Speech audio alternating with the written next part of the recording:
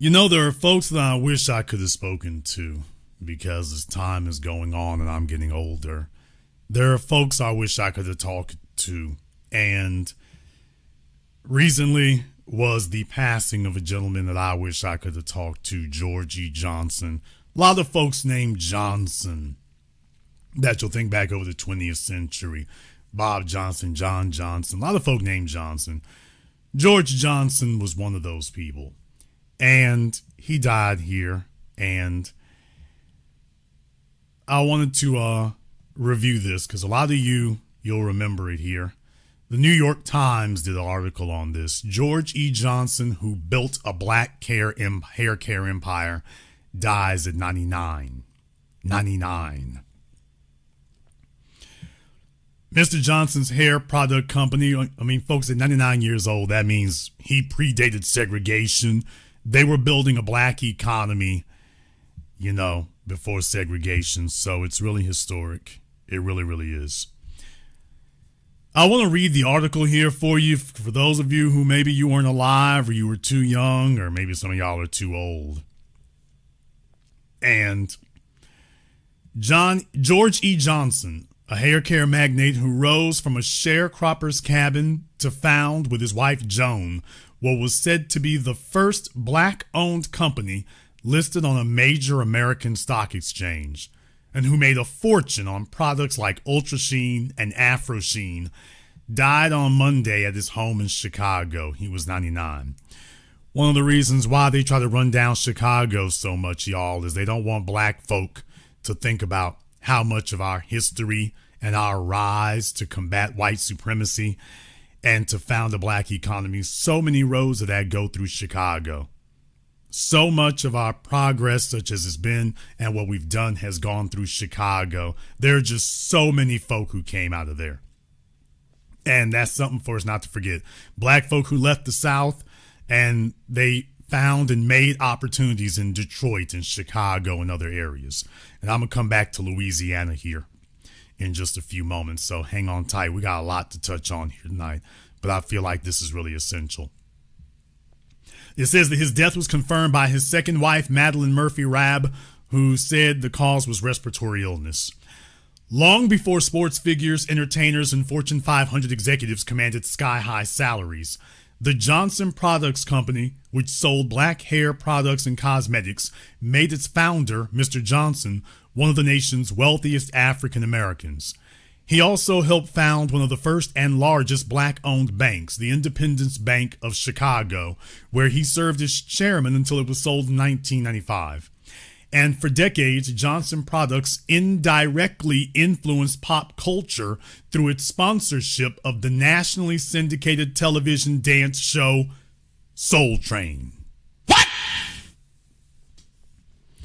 So I know everybody talks about Don Cornelius. Back then, he had some black folk that he could go to for sponsorship. He had black folk he could go to for funding there to help prop that up. So just like Madam C.J. Walker did her part, just understand back then that was different. Back then it was different. So that's part of the Soul Train story you need to keep in mind was black sponsors. Johnson Products originated in the laboratory of Samuel B. Fuller, a black cosmetics entrepreneur. By the way, y'all should go look into him too. Where Mr. Johnson worked after dropping out of high school. Up to that point, his experience, starting at the age of 9, when an aunt gave him a shoe shine box, his experience had been menial jobs. Mr. Johnson started at Fuller Products as a salesman, carrying the black bag, as he put it, though he initially found it distressing to peddle pomade and face powder amid urban deprivation.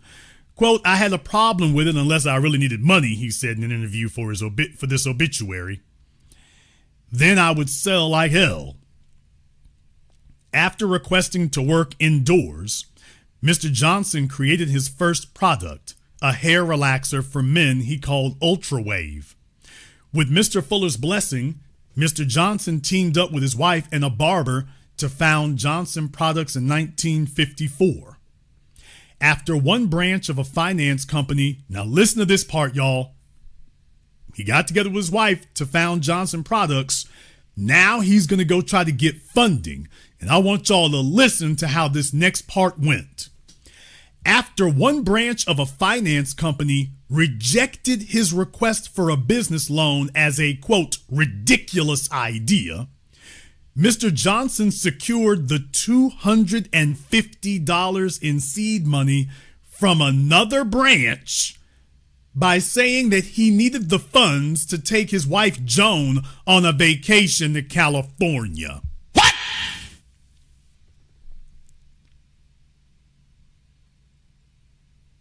I'm going to say that again. One branch of a finance company rejected his request for a business loan as a ridiculous idea.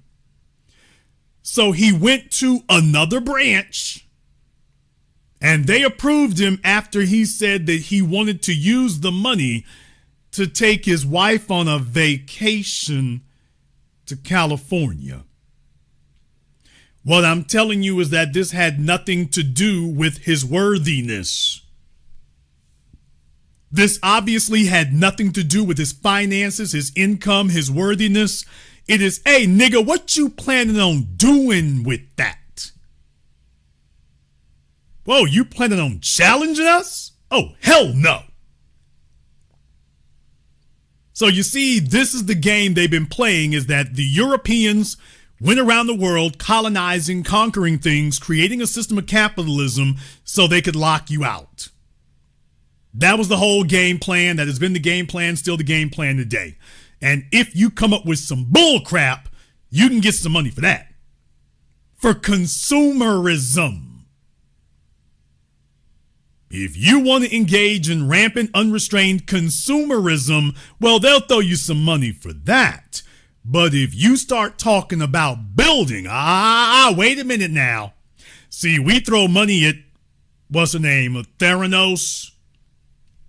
We throw money at her, Sam Bankman-Fried, Elizabeth Holmes, and Theranos. We'll throw billions of dollars at them and watch it disappear.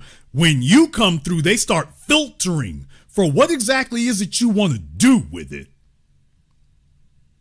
When you're black and come through the door, they have a more discriminating ear. What exactly was it you're planning on doing with that? So they got you thinking your ideas are stupid. Oh, it's just they turned us down because it's a bad idea. Is that really the reason?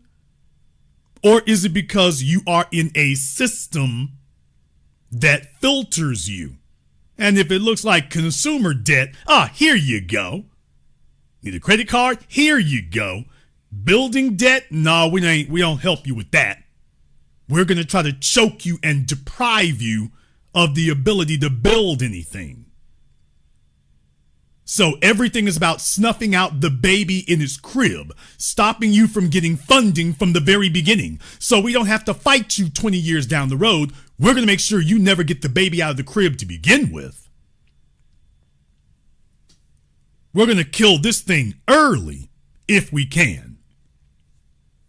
And folks, once again, he wanted $250, not $250,000. In 1954, he wanted $250. In other words, the cost of a vacation to California, $250. And they said no. Think about that for a few moments. Just $250. This is about destroy. It has always been economic warfare. Here's why I've been trying to teach you from the very beginning. There is economic warfare and you are being targeted. By the way, did they do that with the Asians they brought over here? What? Damn! One more thing. Did they do that with the Asians that they brought over here? With the Jewish people they brought over here? With the Italians they brought over? With the Latinos? Bank of America got whole programs for that. Did they do this garbage with any of these other people? I'm talking about historically. Did they ever do this with them? Okay. Oh, okay. So we were being targeted. All right. Oh, these other folk, Yeah, you gave them a leg up. For us, it was like, let me kick the ladder out from up under you. And then they come back and tell you, oh, why are you all still down there on the ground? You're just not trying hard enough. You need to try harder and work more. And okay. They're going to say here that those early financing troubles later inspired him to help start a bank. He found himself on the road again to peddle his product when his partnership with the barber soured. Imagine a partnership with a barber going downhill. Imagine that. From his station wagon, it would be an SUV today, he sold Ultrawave and other products to barbers from the upper Midwest all the way to Harlem. But he soon found that barbers were not loyal. Imagine that. Quote, they couldn't resist the next deal that came along, although it involved poor quality, cheaper stuff, Mr. Johnson told the New York Times in 1976. So he started eyeing beauty shops where he observed women using hot combs and mineral oil to straighten hair, a smoky and unhealthful process.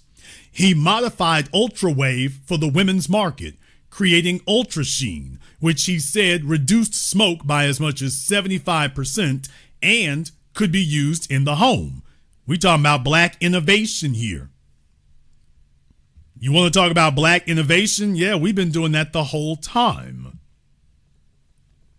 Sales took off. In the 1960s, the company had an estimated 80% of the black hair care market. And by 1970, it had annual sales of $12.6 million or over $100 million today. The company listed on the American Stock Exchange in 1971. Johnson Products spent heavily on advertising in its heyday.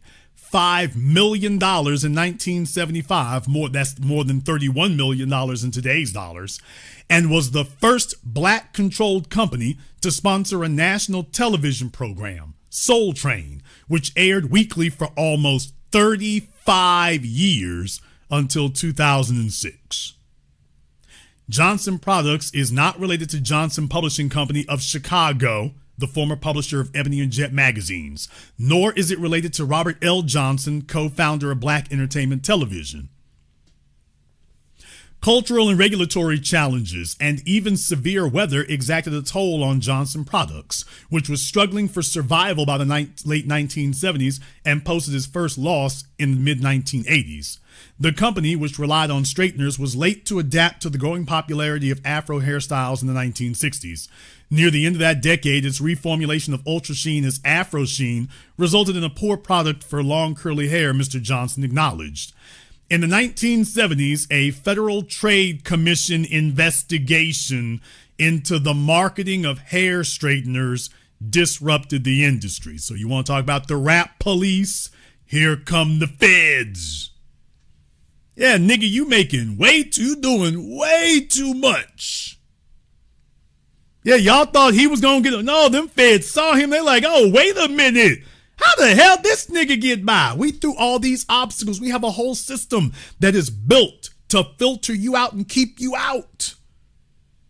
So if you find a way to engineer around the system, better believe they coming. They didn't miss you. They're like, oh, J. Edgar Hoover. Oh, wait a minute now. Oh, hell no.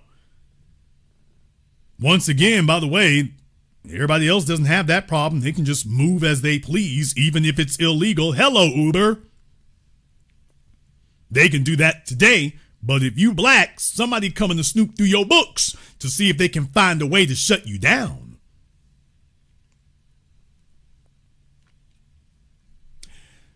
It goes on to say here, in 1976, Johnson Products negotiated a consent order to add a warning that its products containing sodium hydroxide or lye could cause scalp irritation and eye injury. This was over a year before Revlon.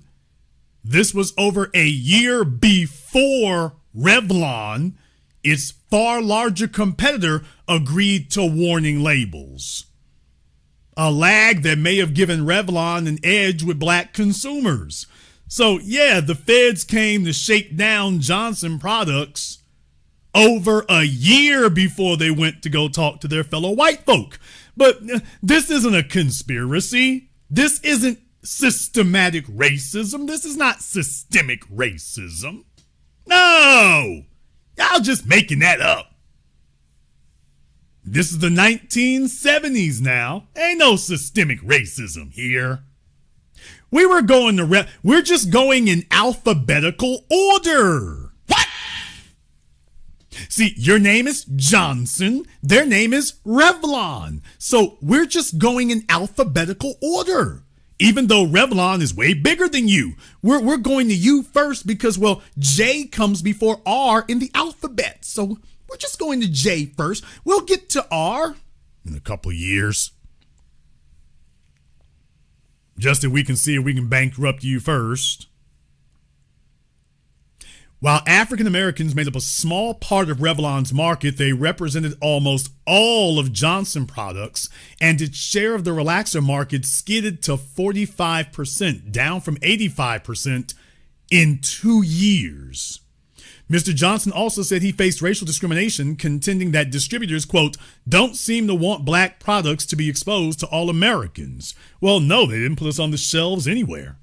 In early 1979, a heavy snowstorm in Chicago brought the company to a near standstill for more than a month, blocking truckers from transporting supplies or shipments and damaging its plant.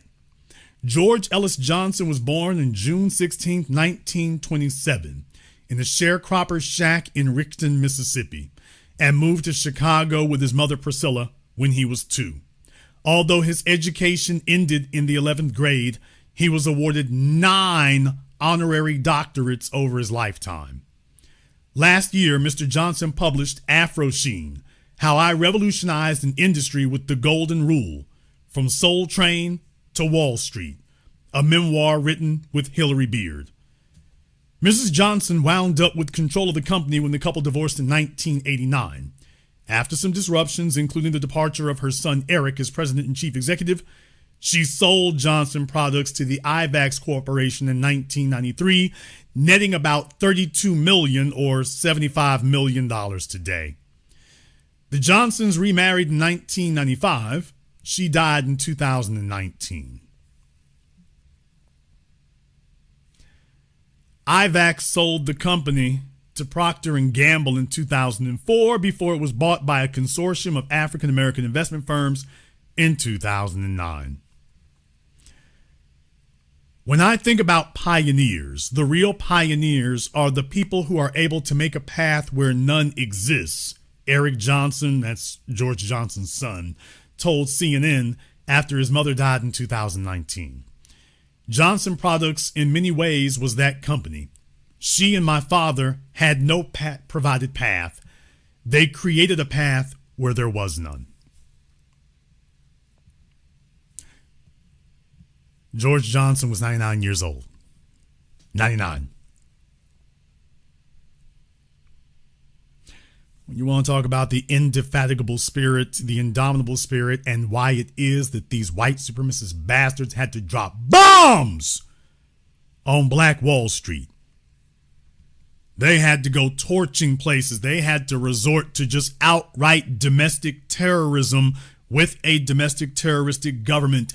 And you think I am ever going to let them off the hook for reparations? Nigga, please. You think I'm ever going to let them off the hook? You owe a damn bill. We're here to collect. On account of the fact that we've documented every damn dirty stunt you pulled. Nobody has had to sit up here. All they had to do was fight other white folk, fight other white competitors. There's no group that every time you try to make more than $20, you have to go head to head against the city government, the state government, and the federal government all ganging up on you. Not to mention their white supremacist citizenry that they've deputized. Nobody else gets ganged up on by the federal government. Nobody else has that happening. No one else encounters that. Generation after generation. From the very beginning, they all were allowed to rise, and the only folk they had to fight were other private citizens. And they had to fight them in the marketplace.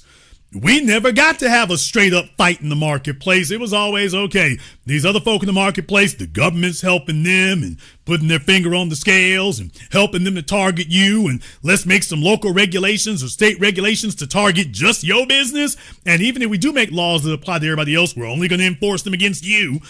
So, yeah, that's what the hell we've been dealing with. Oh, hell no. Oh, no. You got a bill. You got a bill. Everything you didn't give him, we're going to collect. You have a bill. I wanted you all to understand that that's where we come from in this regard. And there has been a concerted, conscious effort to target us, to undermine us generationally. Every time you turn around, we have this outrageous level of government scrutiny and invasiveness and investigation. Everything's concentrated on that. Industry after industry, nobody can just be left alone to move how they need to move. You got white companies out here that are literally breaking the law. I need to give y'all the rundown again.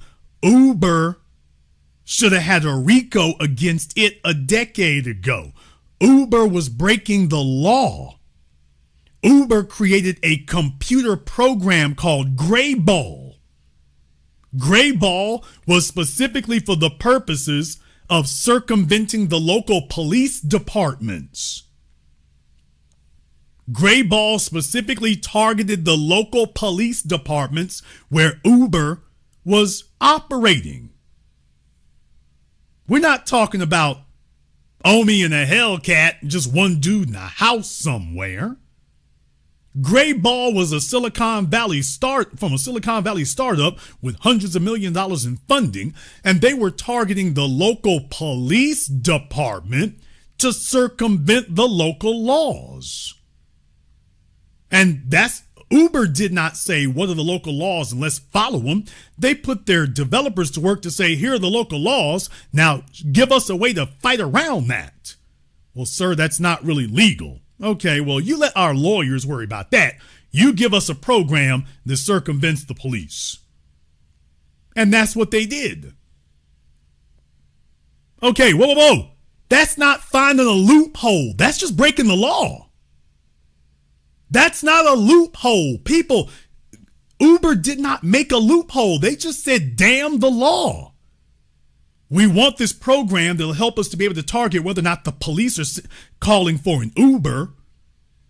So make sure you don't send one to these areas because that might be the police checking to see if we're illegally operating. So give us a program that will help to detect if the police are trying to see if we're illegally operating. Don't send them an Uber so that they don't have proof. That was what it was. That's not a loophole. That's damn the law. That's damn the law.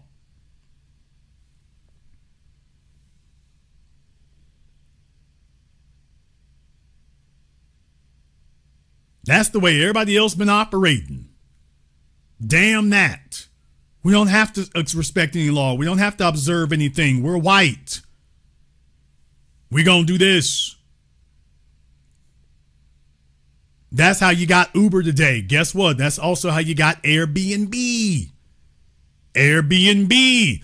What local regulations? What local law? Move fast and break things. Do what you please. And let's see if we get sued later or whatever.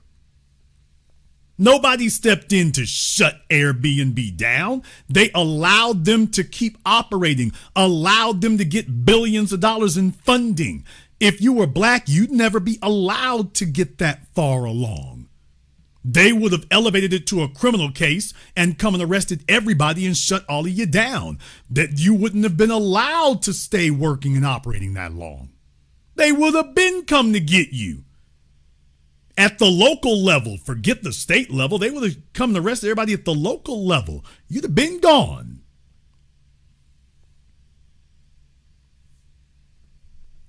Talking about the FTC and interstate commerce. Oh no, you'd have been gone. Take a look at what some of the stuff that Facebook does today. How about Tesla? You want to talk about breaking some laws there? How about them? false advertising, misrepresentation, blatantly. Oh, well. Oh, we don't like your local laws for selling cars. We're going to sell cars anyway. Now, you try that and they'll come and arrest you in your city. You try that in Marietta, Georgia, and they coming to get you. And meanwhile, these folks over here are allowed to build multi-billion-dollar empires, and when the city and the state do finally step in, they step in as collaborators. They step in saying, okay, here's how we can work together. Here's how we can set up rules so that you can continue operating. They don't set up rules to say, here's how we gonna shut you down. They say, here's how we're gonna help you out in the chat room. Online gambling. It continues. Ain't a damn thing changed. Now, of course, if they found a gambling service that a black person started, well, they would already have indicted you and they'd already have your RICO going. But the issue is, ain't no black folk doing that. But if you try it, they're coming with your RICO. They're going to tell you this is illegal and they're coming with the RICO right off the gap. So that's the way they've always done this. We've always been targeted. They're not targeting Asians, not targeting Arabs, not targeting Jews, not targeting Latinos, not targeting Arabs, not targeting Italians. We're the only ones they're targeting. For anything and everything. You got Asians all across this country got their prostitution rings. Oh, I'm sorry, your massage parlors. What? Every city in America got Asians sitting up here sex trafficking. Would you like your massage? They've been doing that for decades. But they'll come kick your door in, Breonna Taylor. After they lie and say you had drugs, they'll come kick the door in for that. But the Asians can operate their whorehouses in every southern city in America, and these same police and the state ain't saying nothing or doing nothing. Now, isn't that amazing? Isn't that amazing? Okay. All right. Yeah, they write all these laws, but the only people that they enforce the laws on is us. Everybody else is exempt from the law. The only folks they actually enforce the law against is us. Just us. It's called targeting. And I just want you to understand that's the way it's always been. And particularly, they have only targeted the foundation. The whole goal is to ensure that the descendants of the American slaves do not complete their stated purpose of defeating and dismantling the wicked system of white supremacy. So targeting your funding is essential. Now, I'm doing tonight's program because there's something else I want to discuss. I want to discuss the mental and the emotional mind job and mind hacking that they do here. I want to discuss that because you see, there are so many people out there that they have been pulled into the idea that we is our own worstest enemies. We all niggas don't need no reparations. All you gonna do, if you ever did get some money, all you gonna do is go down to the liquor store and go buy some rims. Sit your ass down. Y'all see that nigga stand up, tell him to sit the hell down and shut up. I want you all to understand, first and foremost, we do have an issue within the group. We got an issue within the soil. You got to understand that there are individuals who, for whatever reason, they have failed among our group. They never really got any respect. So basically, they sit among the rest of us and they want to undermine us. They keep praying for us to fail as a group because they never were accepted among the group the way they thought they should have been. So what they've done is they've made it their goal, and they're like Clarence Thomas's. It's like, okay, this little cornball was never really accepted among the group. So they make it their mission to try to undermine everybody else. That's their way of, quote, getting even. So every time things come up, they start talking like they're better than everybody else. I mean, this nigga is down here changing tires at the local tire shop, and he's talking as if he's damn me George Jefferson on the Upper East Side, like he's looking down on everybody else. I mean, his car is sitting on 4 Maypops, and yet he's talking like he's better than everybody else. So just recognize you have a lot of folk out there that they're very jealous and very envious and very resentful. So that's the energy that they bring, is when we start talking about the group, they have contempt for the group, not because there's an actual failure, but because they've never been accepted. So they start channeling their inner white supremacist and speaking against the group because they've never really been accepted. So they start hoping that the group will fail. In reality, that is everybody's greatest fear. Their greatest fear, see, understand something, consumer products are easy to purchase. Consumer products are easy to purchase, which is why so many people sit up here and can go for that. The thing is, however, the reason why they're buying cheaper consumer products in many cases is because they lack the funding to be able to get the stuff they really want. They really want to do something life-changing, but because you have a systemic practice of depriving them of resources, everybody else has got access to resources. You're being deprived of resources. So what that does is lead you off into consumerism. And then folks say, see, he doesn't want to do anything else but consumerism. See, he doesn't want to do anything else. That's all he wants to do. He just wants to do that. So I want you all to understand that's a mind game that goes on. That's a deliberate mind game that goes on. Now, I got something I want to show you here because there's some clips I want to play for you all that really, really did bring this to my attention. There's a reason why they don't want you to start thinking in those terms. Now, I want you to just soak up the knowledge from this here first, okay? We're going to get off into some of the other specifics about this a little bit later, but I want you all to absorb the knowledge of this first. I want to start. We're going to take us through a trip through the music industry, so just so we can hear about a difference in mindsets and how it works. This is one short here in particular. We got Ray Daniels explaining how NLE Chopper knew about better how to get his album out there than the so-called record labels.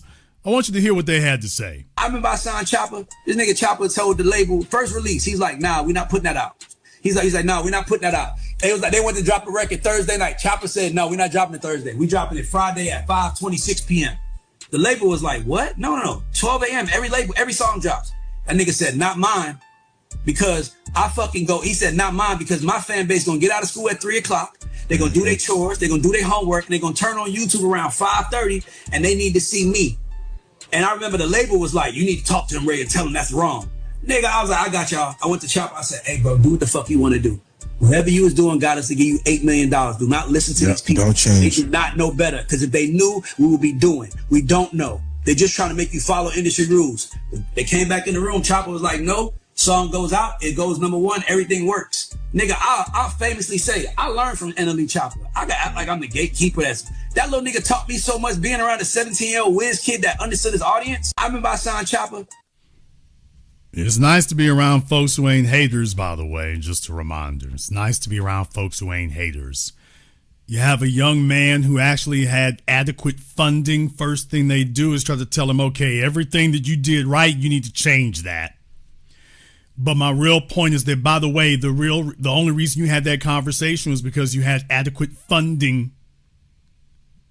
The only reason you had that conversation is because you got access to adequate funding.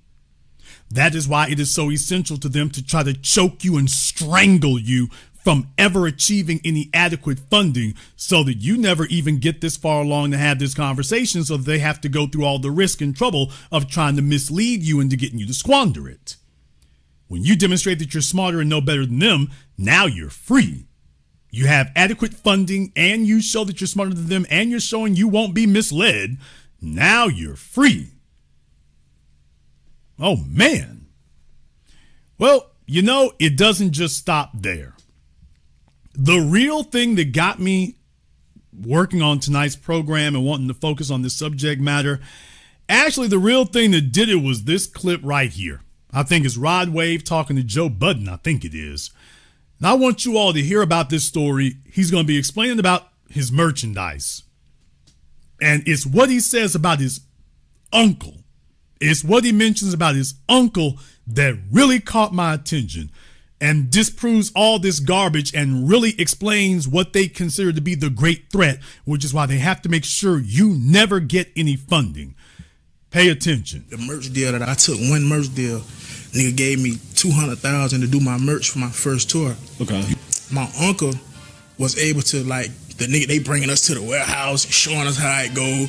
And we learning and get back in the truck. Like, man, we ain't doing this shit no more. Yeah, we got it for These ourselves. folks ain't doing nothing. Yeah, these folks ain't doing nothing. That's so fine. he, even though he was street smart and he wasn't really like hip to the business, like we learned the shit together. And he was kind of breaking it down to me, like, no, them folks ain't.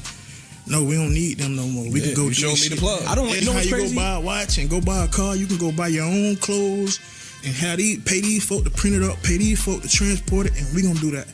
And I went from $200 to $14 million just taking control of my own merch.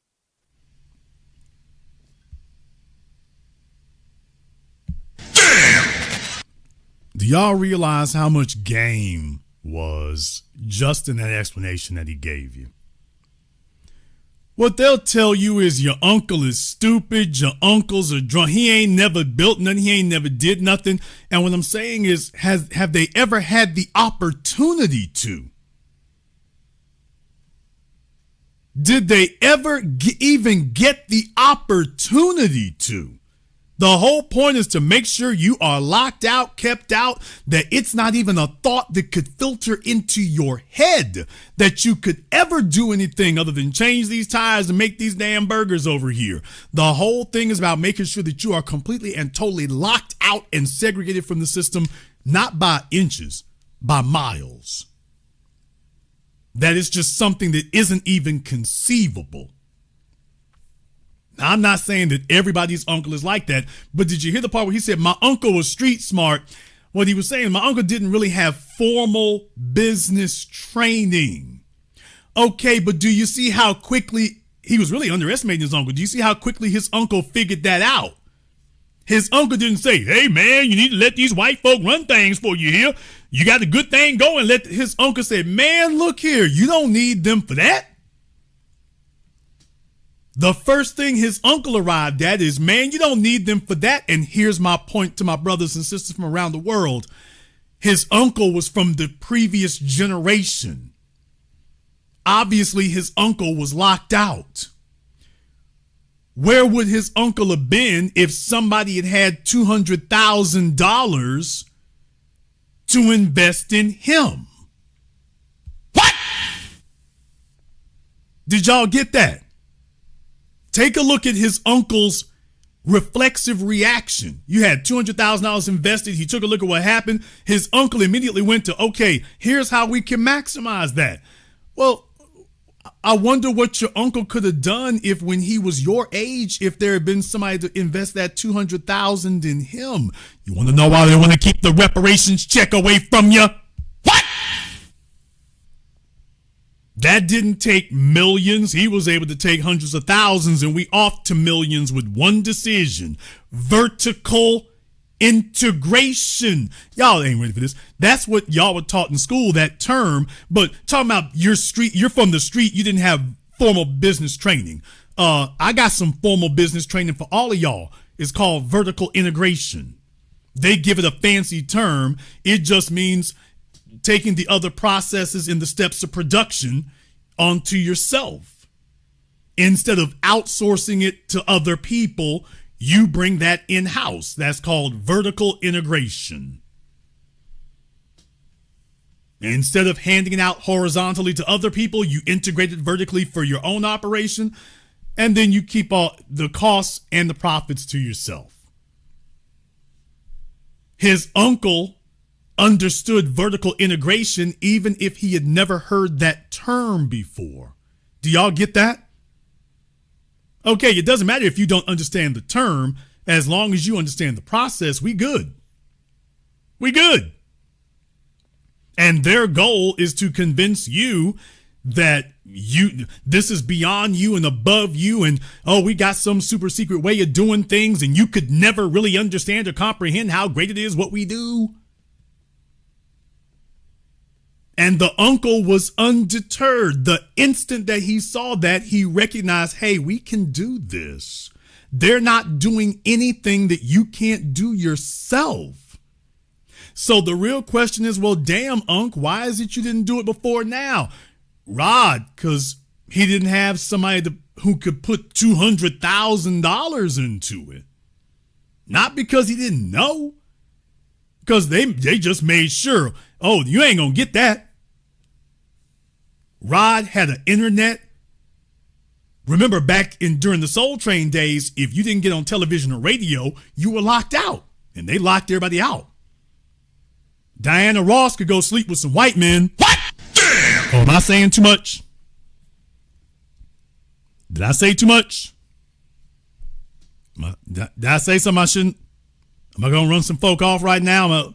Did I upset some people? Oh, man. I shouldn't have said that. Okay, I'm going to watch my subscriber counts go down. Fortunately for me, I don't live off of subscribers. But, yeah, did I say something I shouldn't have said? Hello, Dorothy Dandridge. What? Damn! Hello, Nina Simone. Damn! Okay, let me leave that right there. Let me stop. Let me just quit. All right, before they start getting mad at me and throwing rotten fruit to their cell phones. Oh, I'm not supposed to say that? I'm not supposed to talk about all the folk who, quote unquote, got into the industry? I ain't supposed to say that part. Oh, okay. I'm not supposed to walk you down that and remind you. Okay, never mind. Hey, Billie Holiday. Oh, okay. Let me just quit. Somebody in the chat room said Josephine Baker, Jennifer Lewis. Okay. Maya Angelou, Oprah Winfrey. All right. Eartha Kitt. Yeah. Let me just quit. All right. Talent, folks. Talent. It's just talent. That's the problem. You understand? Talent. Talent. It's all talent. Okay. Yeah, see, back in the radio and television days, if you couldn't figure out your way to cozy up to the right folk, you usually found yourself locked out. Rod Wave is here in the internet era, so he's got avenues of promotion, distribution, marketing, reaching the audience, broadcasting that the previous generation simply did not have. You had Don Cornelius, and that was it. Everybody else was locked out, and the feds going after as many as they could. So you had Eazy-E and Too Short selling tapes out of the trunk, but they had to also be in major American cities close to some of these entertainment venues. Everybody else, you were just on the outside looking in. So Rod has had avenues that his uncle simply did not have. But as soon as his uncle saw it, he said, okay, good.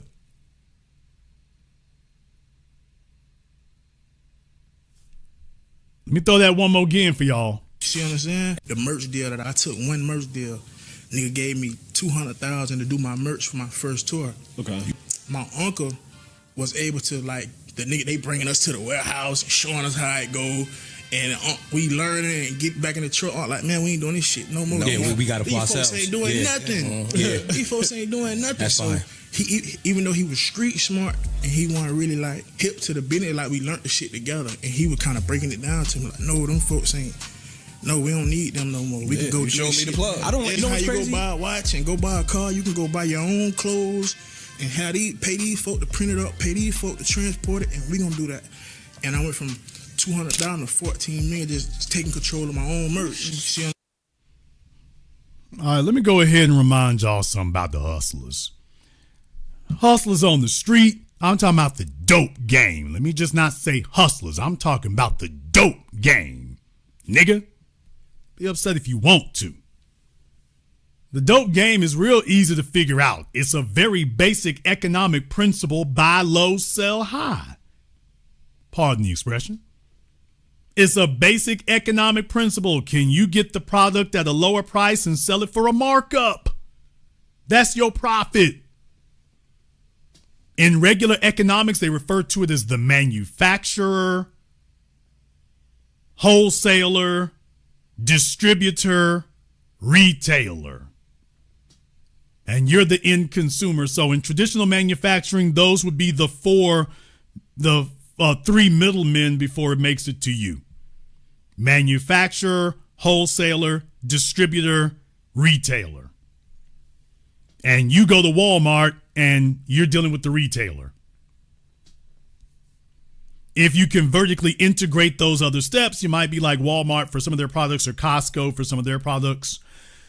And you can do that. But what I'm saying is that the economic principle of profit is very simple. Buy low, find the product that's in demand, buy it low, and you sell it for a markup. Buy low, sell high. That's it. That's it.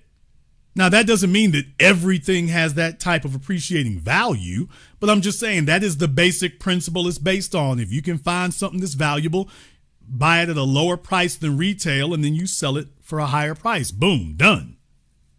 Done.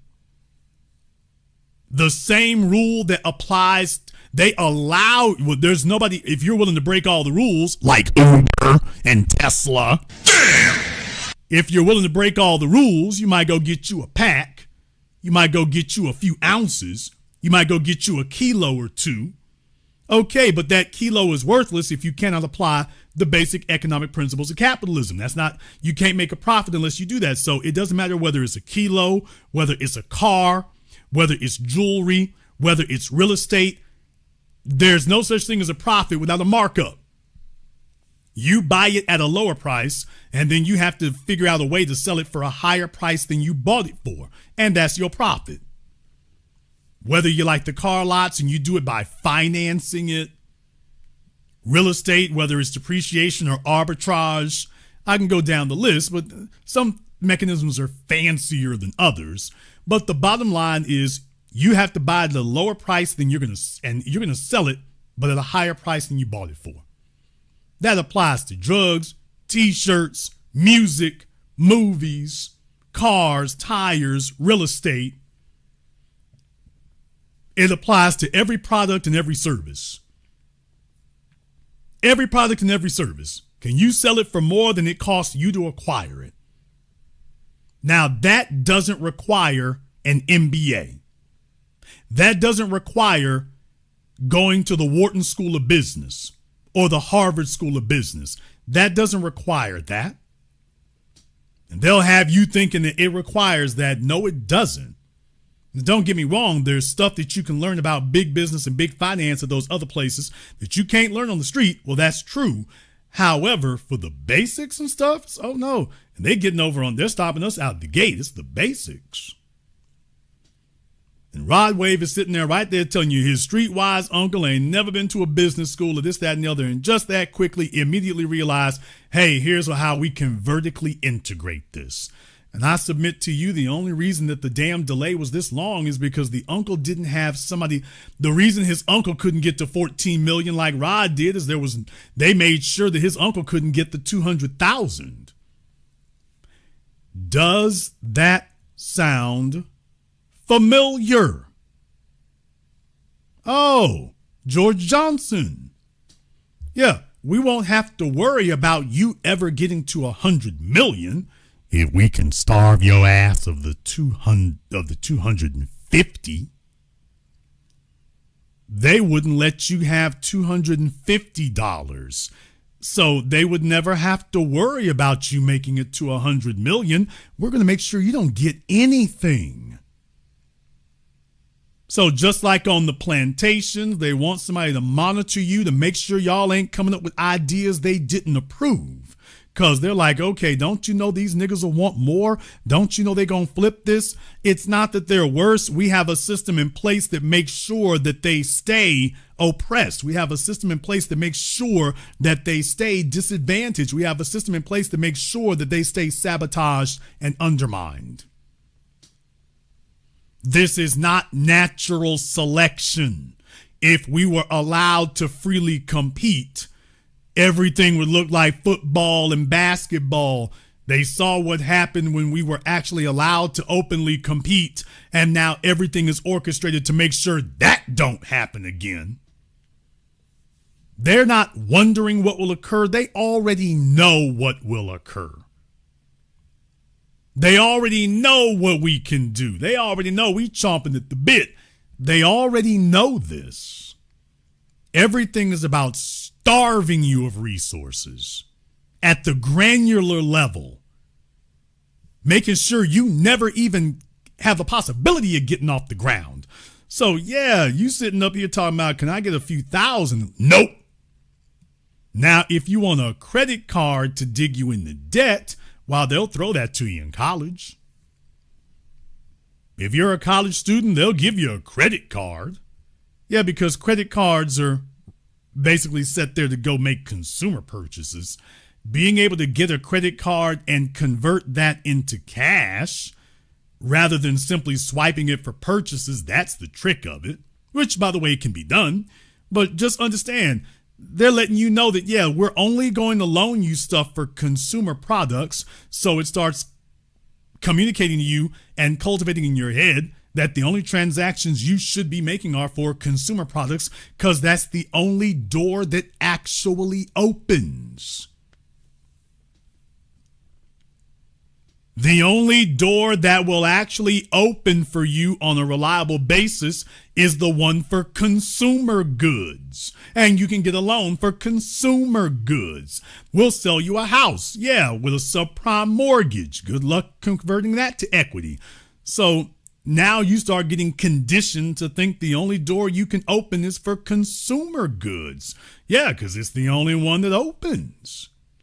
They make it hell for any of those other doors to open.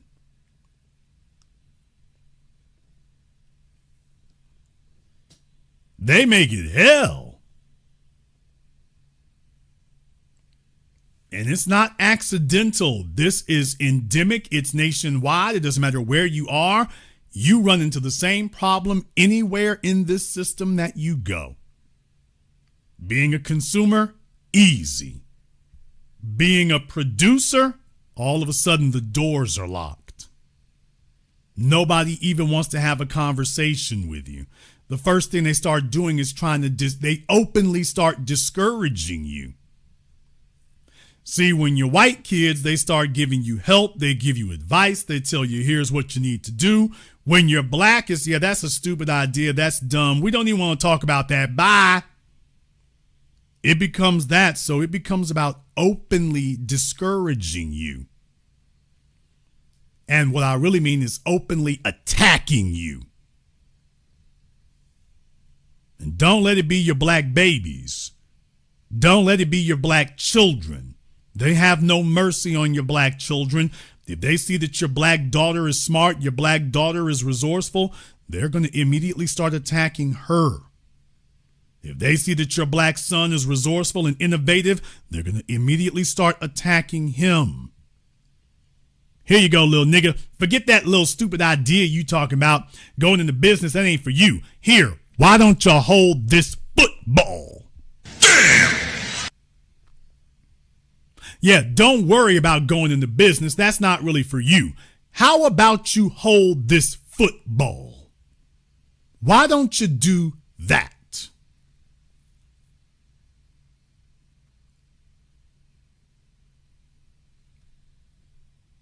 Next thing you know, I want y'all to follow this here.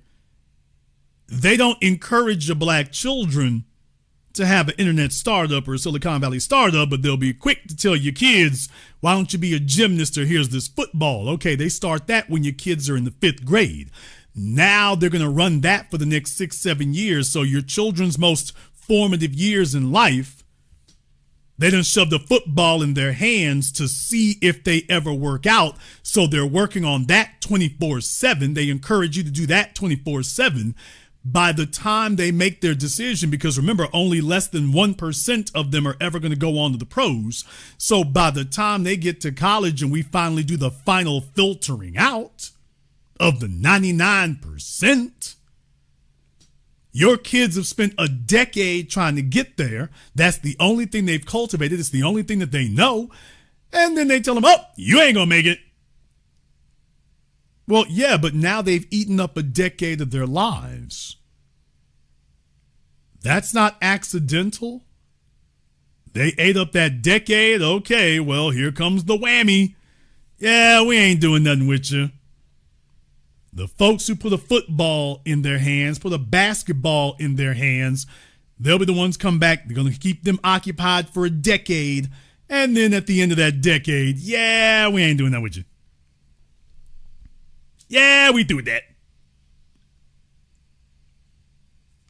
From the age of 9 or 10 until they're 18, 19 years old, that whole critical decade, they told them, yeah, you can't really, economics, that ain't for you. Business, that's not for you. They sit there and attack them. Yeah, now they're little white kids. They don't do that. They make sure these white kids, they'll go change city council rules to go let them do their lemonade stand or whatever. And then they teach them, by the way, rules don't really matter. We got the rules for the niggers down there. You go start an Uber, damn local laws. Well, they're teaching their kids the rules don't apply. Well, they teach your black kids, you better stick by them rules. Hey, you want to be a good person? Y'all ain't ready for this level. Y'all are not ready for this level. What do they teach the white kids? Ain't no rules. Mark Zuckerberg, Snapchat, you name it, WhatsApp, ain't no rules. Your job is to get it, and there are no rules. What do they teach your black children? You don't want to be a bad person, do you? You're a black male. You don't want people thinking negatively of you, do you? So you need to make sure that everything that you do is legal and above board and honorable. You need to make sure that you follow all the rules because you don't want people thinking negatively of you and your people, do you? So you better follow all the rules.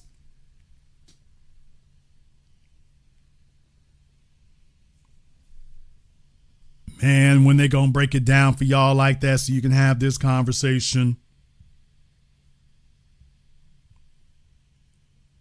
When you gonna have them break it down like this so you can have this conversation?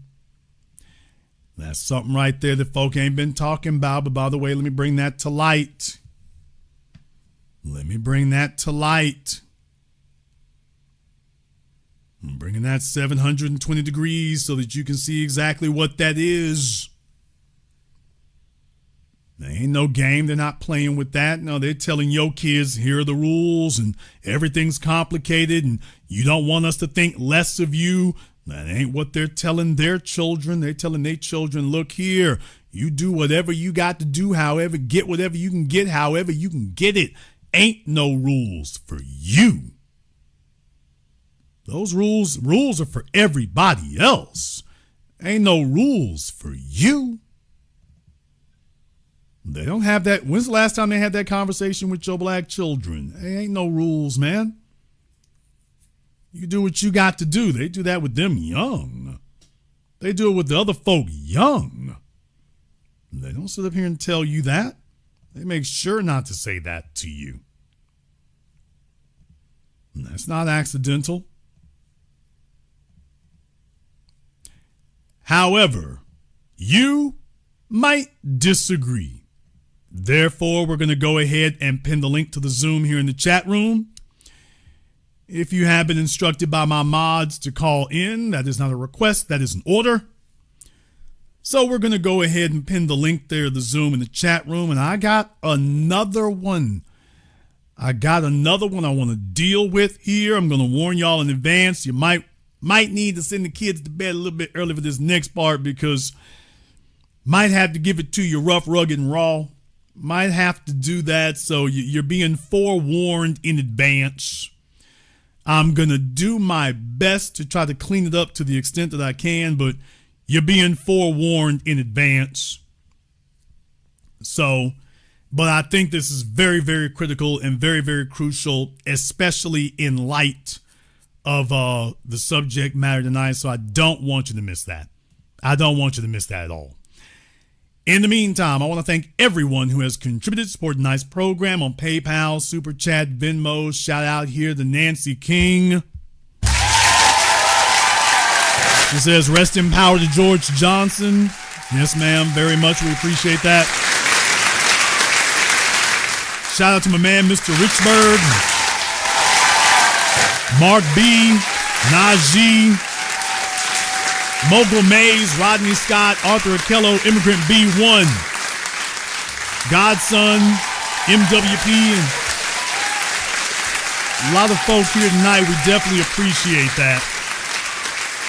What we're going to do is we're going to take a very brief commercial, non-commercial break. When we come back, folks, I got something else. So got another story I want to go into and share here. And I really want us to dissect this one, so you're not going to want to miss this. Just warning in advance, some of it's going to be raw here. I will try to tamp it down to the extent that I can, but I really do think that it is required listening and required reading. You're going to want to be a part of that. We're going to take this very brief commercial, non-commercial break. When we come back, we'll be dealing with that and more. This is the Black Channel. Be the teacher, knowledge on the block. Got the kids learning, minds open like a lock. Books and skills from the east to the west. Bringing education, yeah, we're simply the best. Classes on fire, brains burning with desire. Innovation driving like a tire through the mire. Math, science, history, we got the whole range. Kids hitting new heights, teachers making a change. Used to be the teacher, stacking up the grades. Future bright shining, no need for no shades. Got the youth thriving, moving up the ladder. Smart and sharp, brains growing fatter. Lessons so lit, yeah, they stay in a blaze. Every mind sharp like a sword in the haze. Mr. B in the house breaking knowledge chains. Education kingpin, we repping the games. Used to be the teacher.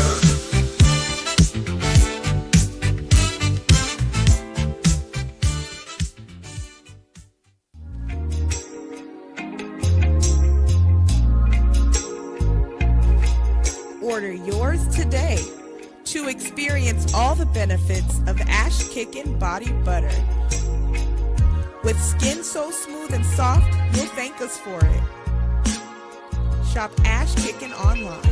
That's ASHKICKIN.com.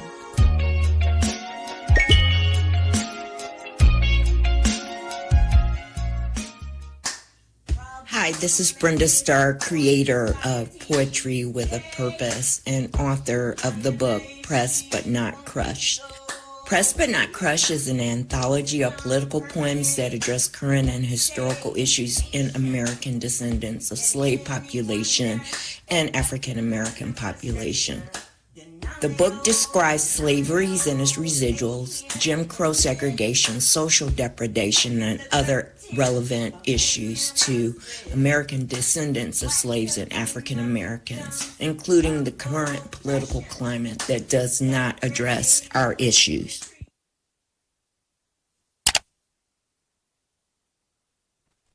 This is the Black Channel. I am your host, your brother, your humble servant, the Black Authority. Very glad to be with you all here this evening as we are discussing why they fear Black people getting funding. They are terrified and scared to death of that.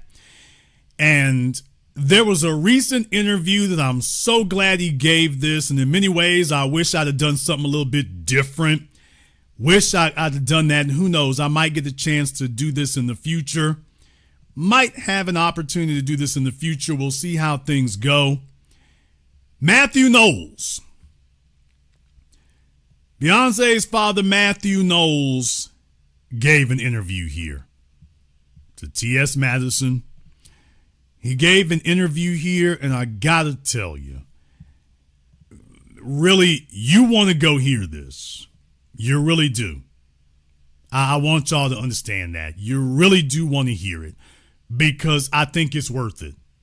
I really do think it's well worth it. And I don't really endorse interviews from other folk like that. But this one in particular, I'm very glad that he sat down with them and laid down the game and laid down the story, because it was very eye-opening, I think, especially for him to go on the record for him to go on the record the way that he did.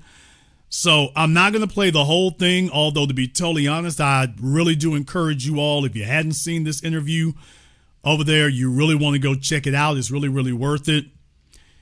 What I want to do is I want to play part of this here. I want to play part of this. By the way, fair use. TS, fair use. And y'all definitely go check it out because it's an hour-long interview. It's well worth it. I can't say that enough. I want to play this first part here because he talks about kind of how he used to drop the girls off and how he didn't. It wasn't really his goal to get into the music business like that. Listen to what he got to say.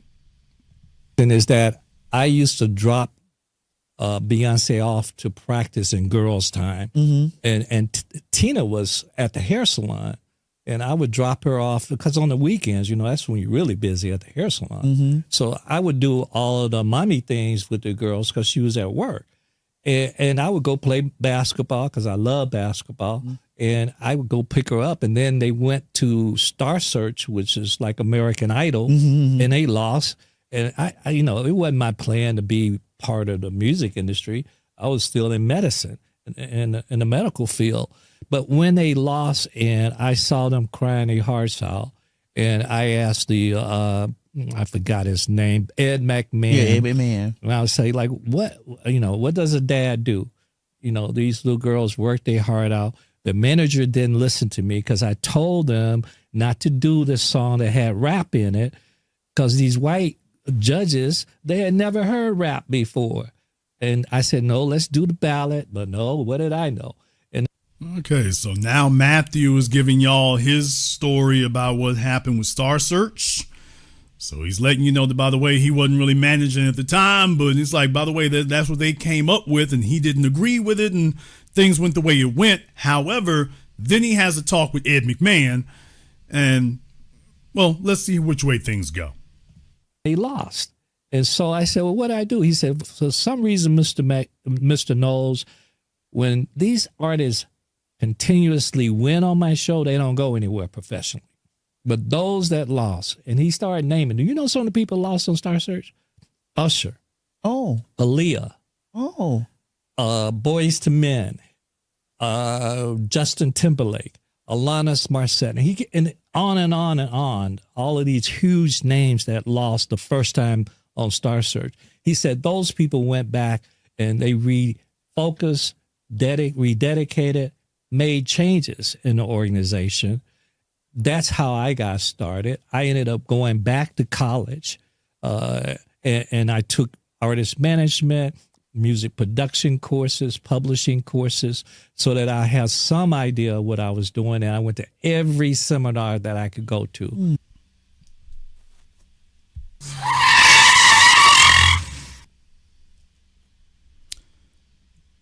First of all, let me stop this for a moment, pop my collar and tip my hat to Matthew Knowles.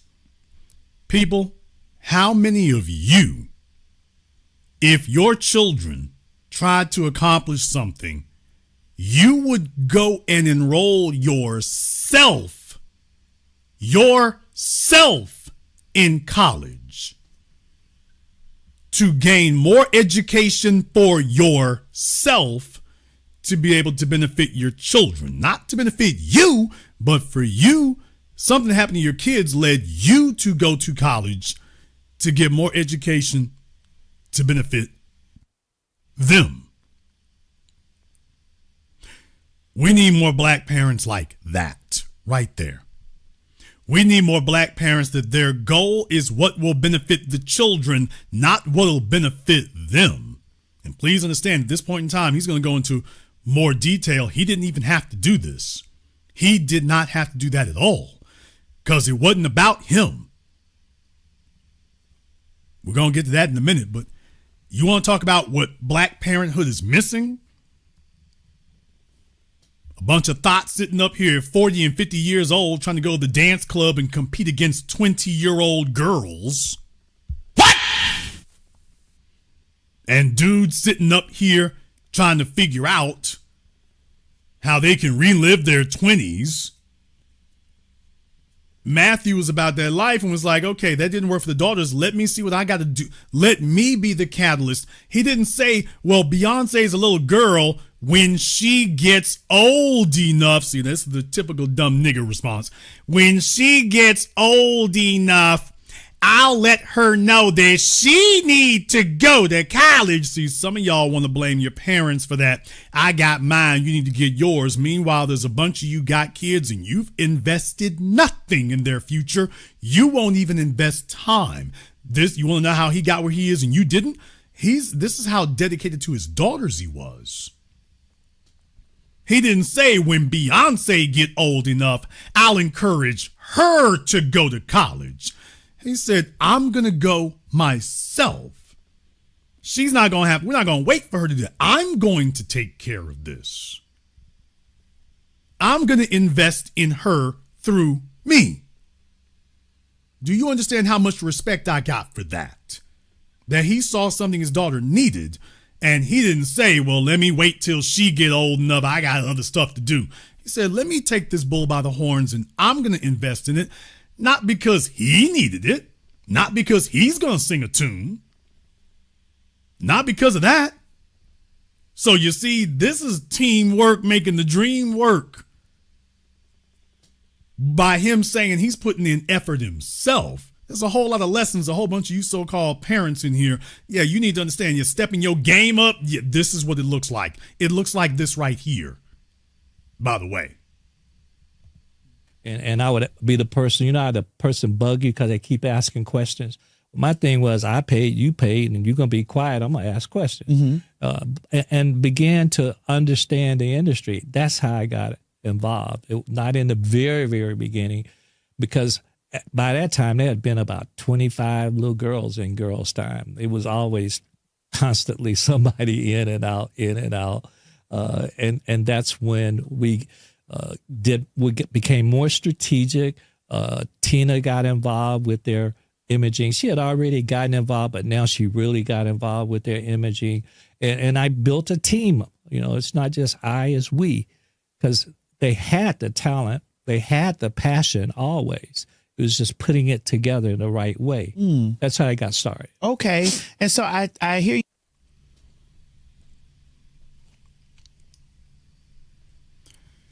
Well, that was important for that level of investing. And that was good. That was really, really good. That's important for that level of investing. I don't want you to forget that. I don't want you to lose that. However, there's another part of it. And I want to save that. So now, once again, I'm going to have to say here before we get started, this part right here, I have thought it over. I did not have enough time to cut this out and edit it because it probably really does need that. I'm just going to warn you in advance. Jason, you're doing a lot of waffling. Matthew about to get raw with it.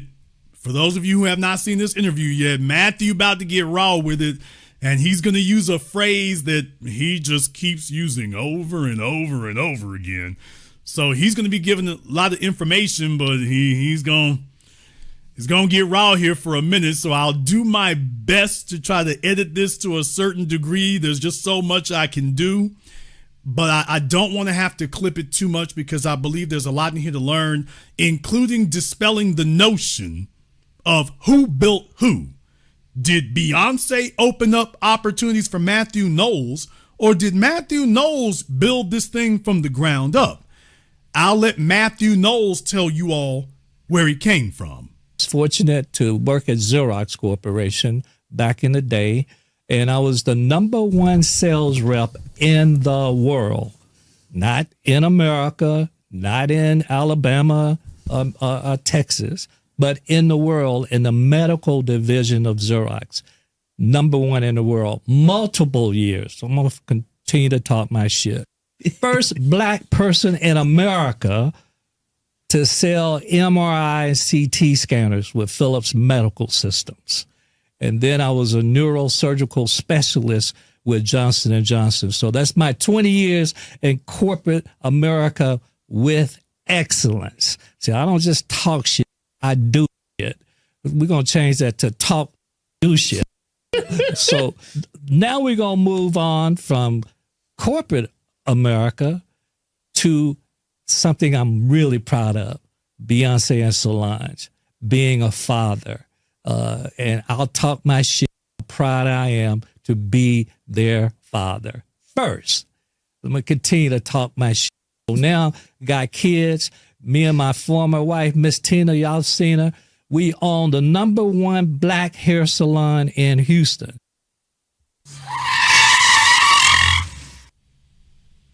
Oh, okay. In the 80s, made our first $1 million. Let me talk my shit.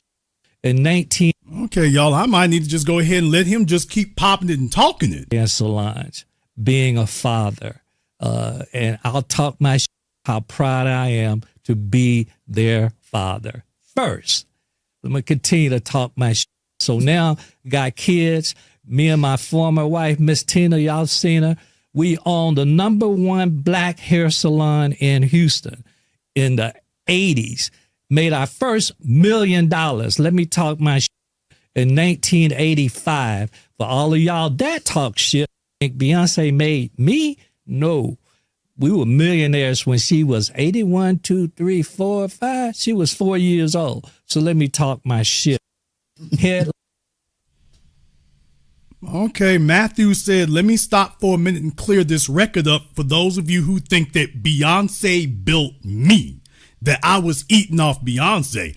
He's like, dude, we had mills back in the 80s.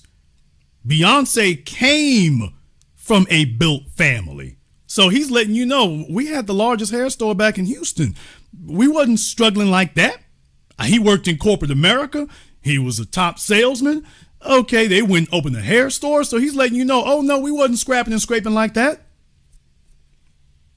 What E40 say? I was having BREAD way before this rap game, nigga. So Matthew is letting you know. So I'm letting him spit. I wanted to let you know, I'm so glad he cleared it up. He said, for all y'all folks who think Beyonce built me, that Beyonce opened the door for me, no, you don't have the facts. Let me explain to you, we were millionaires back in the 80s. Beyonce didn't get popping until the 90s. We were millionaires in the 80s. That's how she had the resources to do what she did. So you didn't even know about the hair place. I'm like, okay, well, Matthew is letting you know. For all y'all folks talking about she built me, it's like, okay, I ain't got to convince you. Beyonce knows. Made our first $1 million. Let me talk my shit. In 1985, for all of y'all that talk shit, think Beyonce made me? No. We were millionaires when she was 81, 2, 3, 4, 5. She was 4 years old. So let me talk my shit. Headliners Hair Salon, #1. You'll hear this #1 shit all throughout. So now let's move to the music industry and let me talk my shit. So let me see, Destiny's Child to be their manager, and also having a deal with Columbia Records. So they were also signed to Music World Entertainment, my label. Let me talk my shit. Those ladies who are uber talented, #1 female group in the history of music. Let me talk my shit. Let me continue. Solange, Grammy Award winner, #1 album on Billboard. Beyonce and Solange are only two sisters in the history of music to have #1 albums in the same year on the Billboard charts. Let me continue to talk my shit. And you already know what Beyonce has done. I think she has more Grammys than any artist on the planet. I'll continue to talk my shit, as I was the one who architected Destiny's Child and Beyonce and Solange and Kelly and Michelle's career. Let me continue to talk my shit. So y'all don't know this, but in 2002, I sold Music World to a UK company. Google everything I say. Don't trust what I'm saying. Go Google it. I sold it for $10 million and formed a joint venture, Music World Sanctuary Urban, of which that division I was the president. I'll continue to talk my shit. But what you might don't know is I made 5 young black men, 5 of them in their 20s, early 30s, millionaires, because I bought their management company. So what you might don't know is Nelly's manager, I bought his company. That's why Kelly and Nelly did Dilemma. You talk my shit.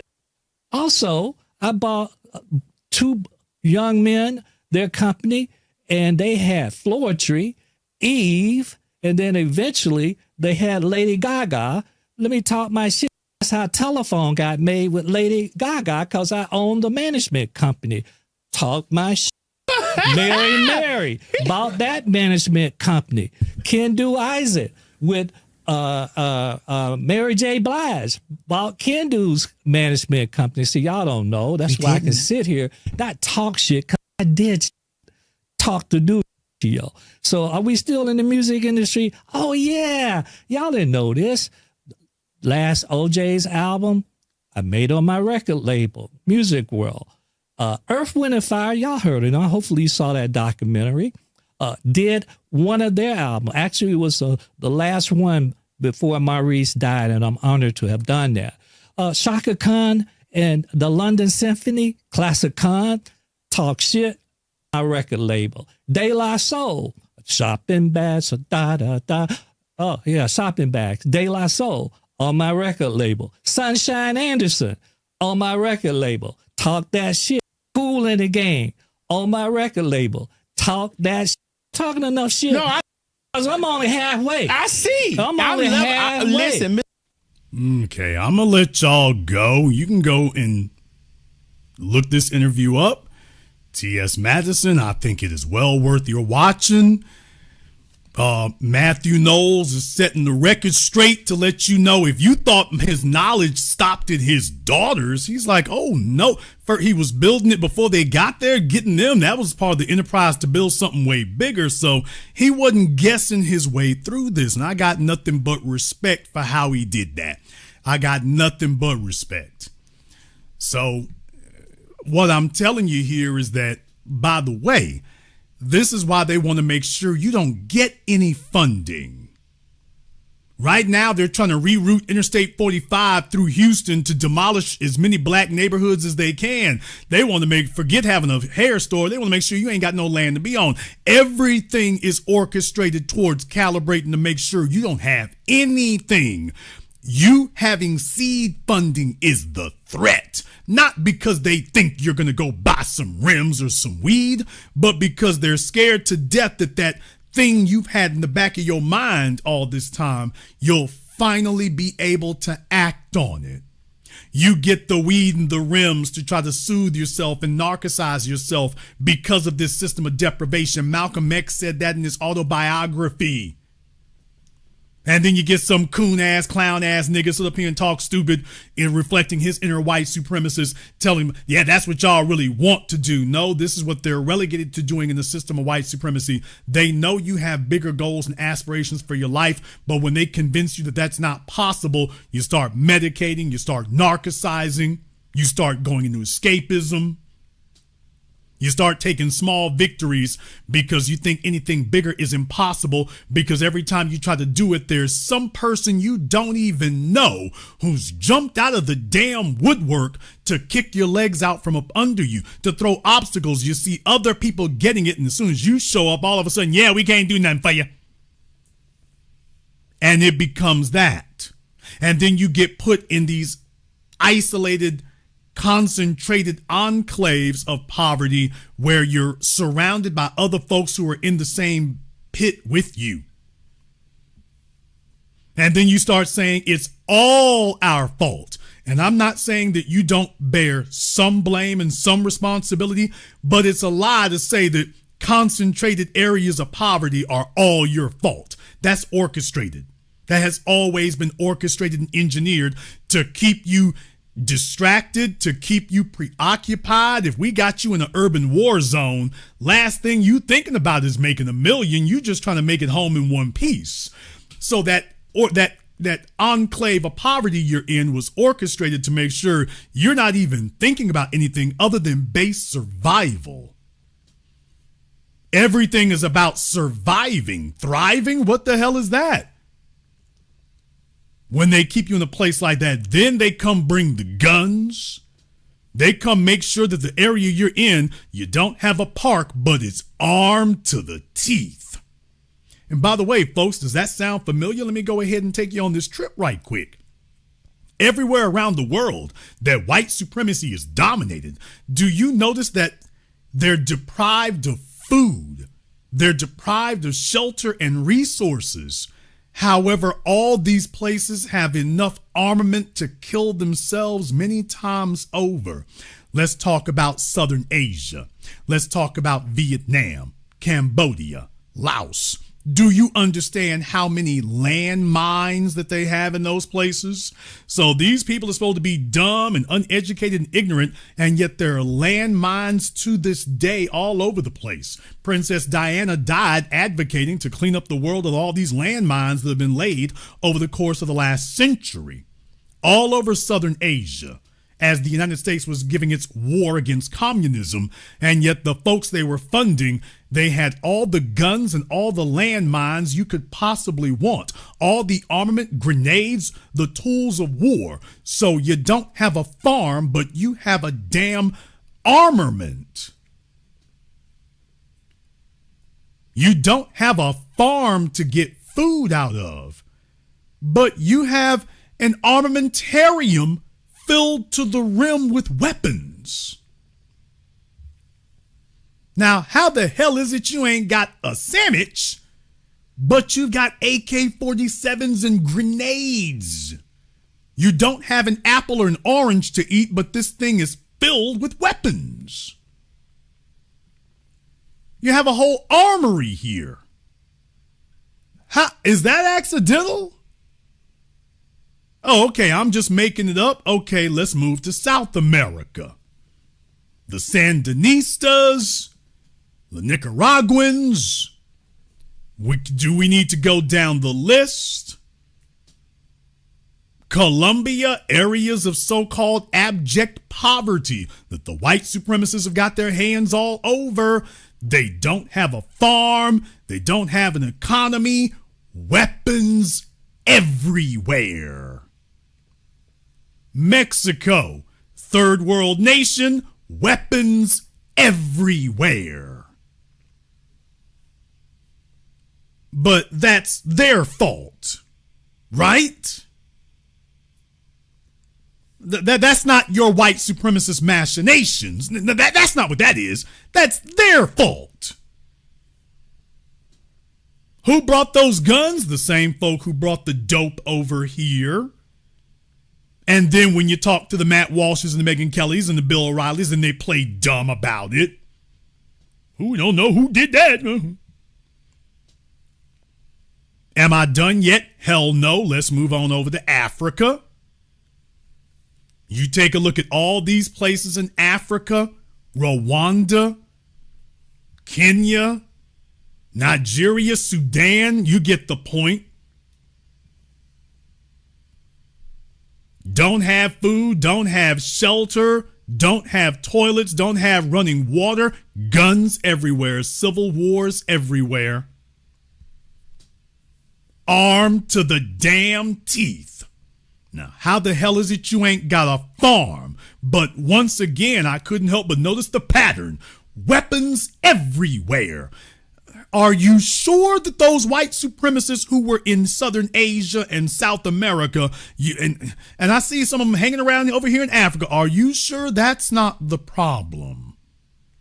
How is it you don't have food, but you've got weapons, guns, mines, grenades, rockets? You have sophisticated armament, but you don't have food? No food, but the most up-to-date guns.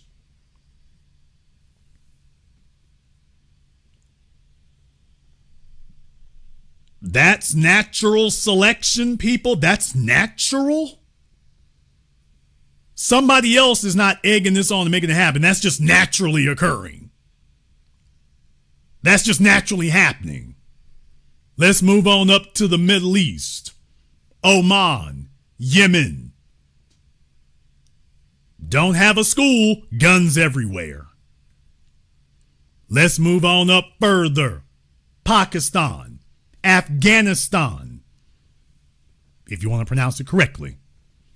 Don't have anything, guns all over the place, weapons all over the place. Every time the news show up, we don't have a sandwich, we got an AK-47 with a donut clip.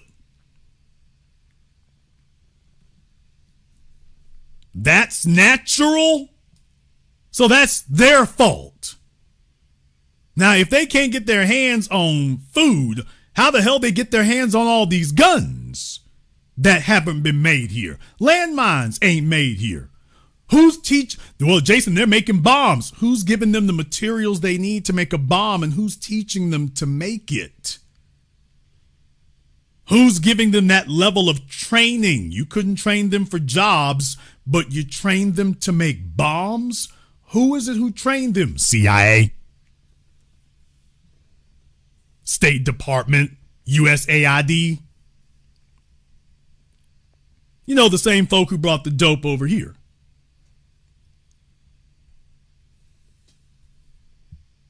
By the way, we can keep going. We really can, because it doesn't just stop there, believe it or not. You take a look around at all these places where that kind of thing occurs. Take a look at Haiti. Oh, guys, I told you I was going to stop. I ain't going to stop. Take a look at Haiti. Take a look at that right there. And so abject poverty, this, that, and the other. And meanwhile, the guns, just like everywhere else, the guns always find their way in. Y'all, isn't that amazing? Isn't it amazing how everywhere these white supremacists dominate, the folk they don't like, they're starved of money, they're starved of food, they're starved of shelter, and yet they're just overflowing with guns. Well, if somebody didn't know better, they'd swear that you were behind that you're starving them of everything and then giving them nothing but guns. Now, that they can give freely. So you're not bringing in any resources, but you are bringing in weapons. Just you. And then you wake up one day and figure out that the Chinese have said too can play this game. And the Chinese said, you know what? We're going to make sure that you have about 1,000 times more fentanyl for every man, woman, baby, dog, or houseplant in your nation. The opium wars to the next integer. And they have absolutely flooded America with fentanyl. To show America that too can play this game. If that's the way you want to play that, you want to play this game of deprivation of resources and trying to dump bad things in folks' society, okay, we can play this game with you. Watch us. Everybody knows where the fentanyl is coming from. We all know it's no secret. It's coming from China. Okay, well, China's like, well, America likes to send around guns and likes to send around drugs. So we decided to show you that we can do the same thing, only to a level you never imagined. We're going to make sure that that stuff is showing up over on your shores basically free.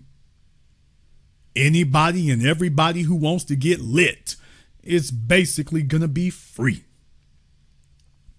And what's the biggest issue facing the white supremacists today is how do you stop the fentanyl opioid crisis? Maybe you stop it by quitting being white supremacists. Maybe you can start there. Maybe. Worth a try. So no, this is not natural selection. This is the white supremacist strategy throughout time, around the world. Strangle you of all resources, and the only thing they'll give you is anything and everything that will destroy you and undermine you. But other than that, oh no, we're not doing that. vital. Making sure you don't have funding at the lowest level, so they'll never have to worry about fighting you at the highest level if they kill the baby in its crib. That's the strategy. That's the mindset. That's the strategy, and that's the mindset. And they're not joking about that. They mean that. Let's go ahead and jump over here on Zoom. Let's see if we can get Blanco up here on Zoom. All right, Blanco, what's on your mind? Hey, what's up, Jason? Hey, my bad. You're talking about a very, very important topic tonight. I don't mean for this to be like a history, lesson or anything, but during Reconstruction in South America, in Mexico, as you were touching on, in 1860 to about the 1900s, the Spanish-American War was doing a whole lot more than just trying to get these territories. They were also pushing in or bringing in the European, Italians, the Portuguese, and the Spanish, some of the French, whatever. And so they're coming in over here to Mexico, to Argentina, to Peru, and to all these other places that are on the coast side, where there was a large, in fact, more than 65% FBA and or indigenous Black Mexican or Black Argentinian or Black Paraguayan, population that was thriving, doing their own business, that was having and I know you know about this. And so they were doing more than just grabbing territory. And like you're saying, they're trying to make sure that nobody can have any business. And so we can't forget that Operation Paperclip is not just about German Nazis going to Argentina. The Spanish had, their version of fascism, and the Italians had their version of fascism. And they're going over to Argentina and pushing out the Black population over into the more western side of South America and Central America and Mexico, to the point where in 1880, around 1890, there was in Spanish and in English is basically the whitening.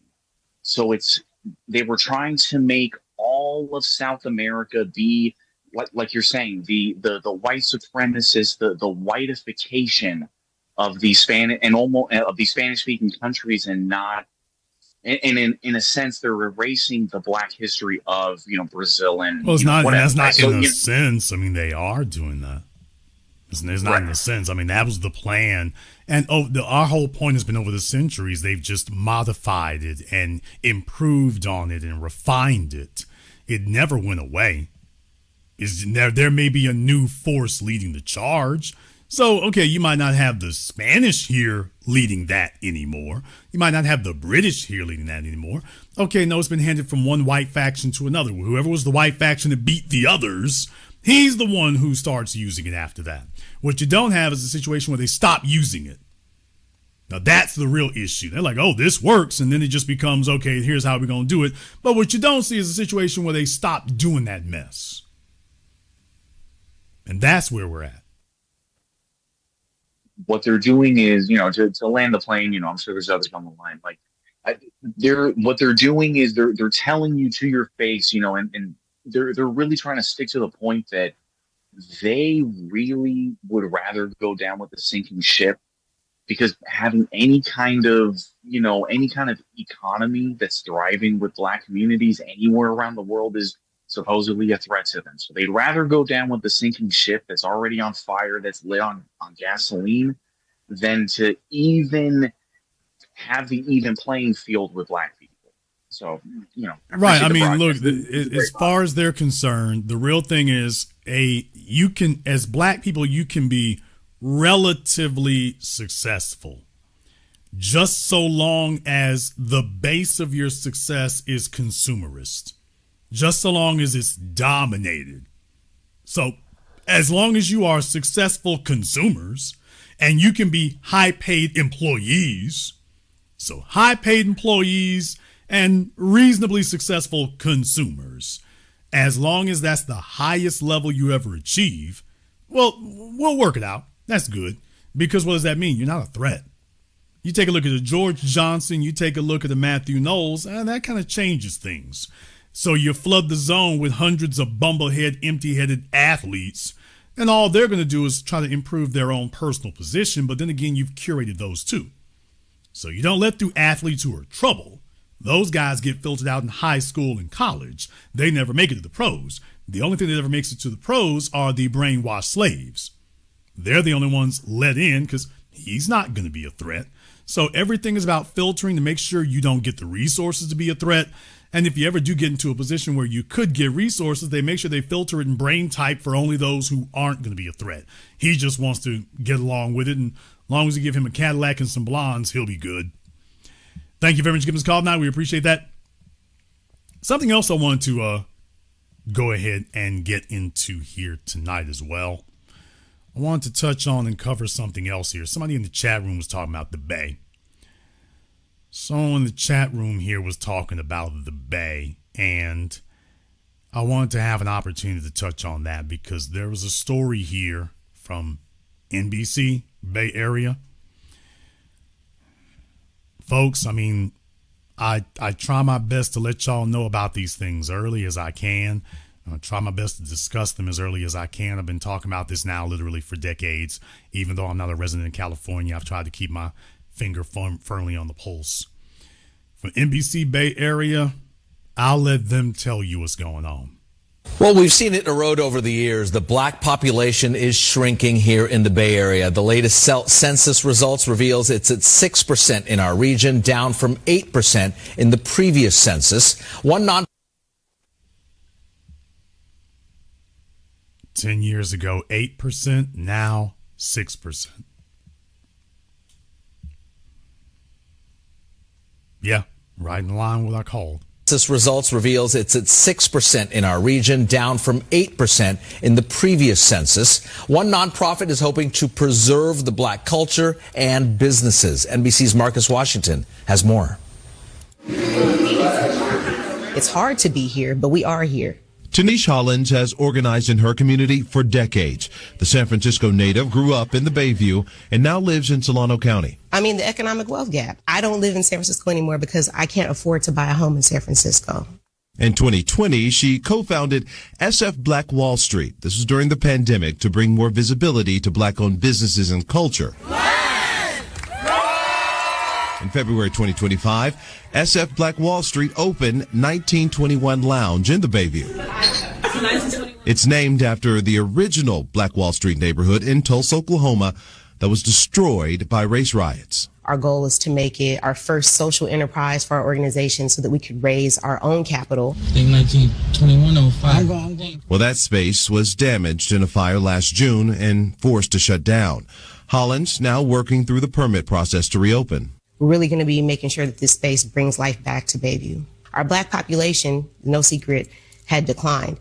We're the minority across the Bay Area, and it's important for us to build visibility and to build connection across the Bay Area so that our culture and our businesses stay alive. Building connections means expanding the community network. SF Black Wall Street is now known as Bay Area Black Wall Street. I'm not giving up on my city. That's home base. But I recognize that in order for us to anchor our black communities, we have to go beyond San Francisco and anchor all of them. Right. Bay Area Black Wall Street will launch Friday at the newly renovated Fedora Lounge and Comedy Club in Sassoon City. I got a ranch. Tegger Miles, born in Oakland, is the owner. A black man did this. He did it without loans. He put in hard work. But I brought something special and unique to this area that's not here.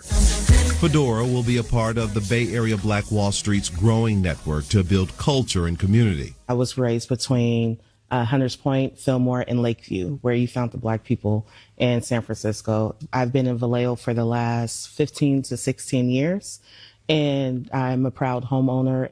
Cassandra James, a Solano County supervisor. When we're talking about black people in the Bay Area, Solano County has the most black residents per capita than any other county in the Bay Area. Census figures show the Bay Area's black population is at 6%. Solano County has the highest black population at 13%. Alameda County, 9%. San Francisco, 5%. And our small business owners are the drivers, our economic drivers. Bay Area Black Wall Street wants Black-owned small businesses like Urban Fusions in Vallejo and Fedora to be meeting places where its members can connect and celebrate, but also organize and strategize its community needs. We can sit back and go with the narrative that other people write for us, or we can do it ourselves. Investment is important for significant change. It's also necessary for narratives to change. I feel like the Black population is sometimes seen and not welcomed, not seen for the right reasons. And I think that's what needs to shift. It's something you need to invest in, embrace, and really make that whole diversity thing that folks like to say, make it a real thing. Because Black culture is a driving force. They're going to come. With the Fedora Lounge providing physical space, with the Bay Area Black Wall Street providing that intentionality, being able to sit in rooms together at physical spaces and having the hard conversations, I think that's where we could start to shift some of the conversations. I can look at myself when I was younger. I didn't have access, and I didn't know anybody that had access. I want to make sure I'm a conduit to Black Wall Street, to other entrepreneurs, to every kid in this community, because this is just the beginning. I didn't have access. I didn't know anybody who had access. That is the strangulation. Just like I said with Rod Wave, it's about making sure that you don't have it and that you don't even know anybody who knows anybody who has it. You've heard me talk about this before. White kids are 1 degree of separation from somebody with $1 million. If you're Black, you're 5 or 6 degrees of separation away, and it's usually going to have, the whole goal is make sure it's a white person. So white kids are only 1 degree away of separation from adequate funding. The whole goal is to make sure, dude, you might as well be on the other side of the world away from adequate funding. That's not natural. That's engineered. That's engineered. Let's go ahead and jump back over here on Zoom again. We got Antoine here on Zoom. Antoine, what's on your mind? Hey, what's going on, Jason? Man, you hit home about talking about Chicago, man. There's so much stuff. I grew up. That was at a point in time, dude. You didn't mess with any type of no hair care products if they didn't fit Black. You didn't, no Perch Plus or nothing like that. We was only dealing with products that was like either with Johnson & Johnson or Revlon was a dirty word. Yes, you didn't mess with nothing like that. And even also growing up, I mean, even when it came to landscaping, cutting grass, we had our own little candy houses and stuff like that we sold candy back and forth from. Elephant Peanuts coming off of 74th and State Street right off the 94th down line. Man, we couldn't just get them to leave us alone. Then all of a sudden you start seeing this explosion of Arab little corner stores and stuff like that. You see these sharks out here in Chicago where you should see 2-3 Harold's Chicken just to suffice. I mean, hell, Garrett's Popcorn. Chicago is like the pinnacle of innovation if they just leave us the hell alone. I could go off into the icy cups, the snow cones.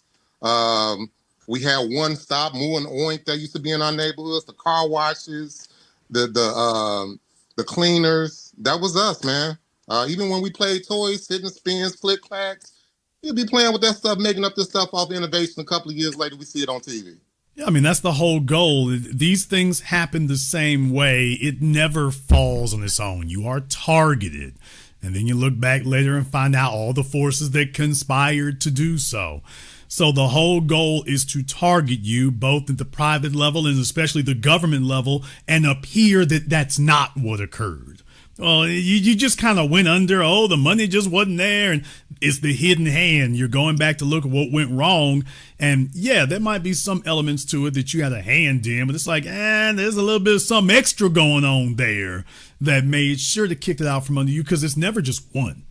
It'd be one thing if it was just one or two of you, but it's like, okay, whole blocks and whole areas, all right, that's not natural. That's not a business cycle.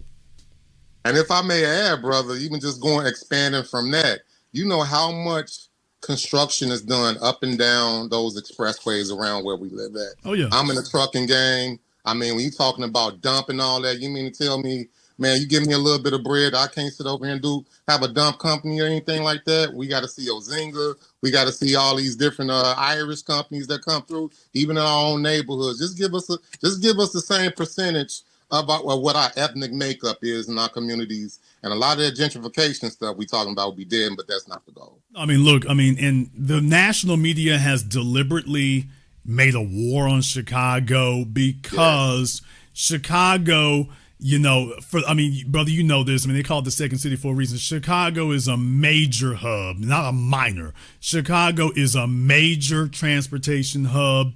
It is specifically located where it is. It's very strategically located. And beyond just that, Chicago is a beautiful city. It really, really is. I go up there and stuff. Best time to go to Chicago is in the summer if you're a Southerner, y'all. Best time to go to Chicago is in the summer. Stay away in the wintertime. You ain't ready. There's nothing going to prepare you for winter in Chicago. New York is tame compared to Chicago.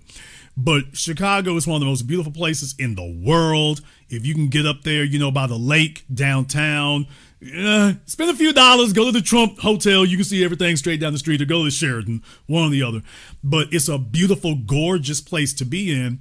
And that's a lot of that's propaganda. You know this because it's made to make Chicago look like it's all terrible and stuff. Meanwhile, they buying up everything, spending up everything, billions of dollars in investment while sitting up here talking trash. So it's got black folk thinking, ooh, I wouldn't want to be in Chicago.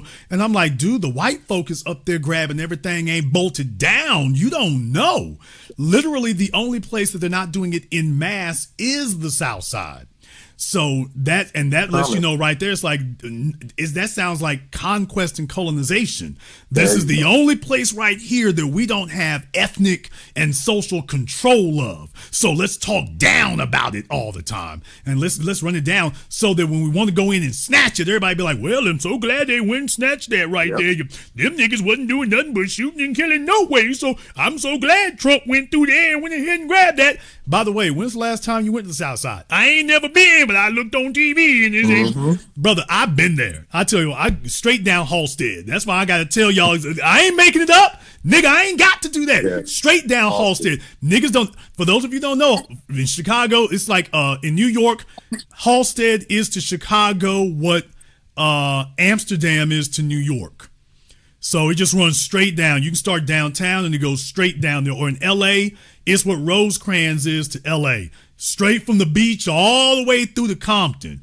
So Halstead runs all the way down. So you can just take it all the way from downtown straight down. I've been there. Yeah, it's some poor places. It's some bombed out places. It's leveled. And then when you keep going, I think you end up in Riverside. But it's a bunch of low level places like that. But I'm just like, okay, but a lot of that's empty. A lot of it's empty. And I'm like, I recognize what I'm seeing here. This is about strangling you. This is about strangling it.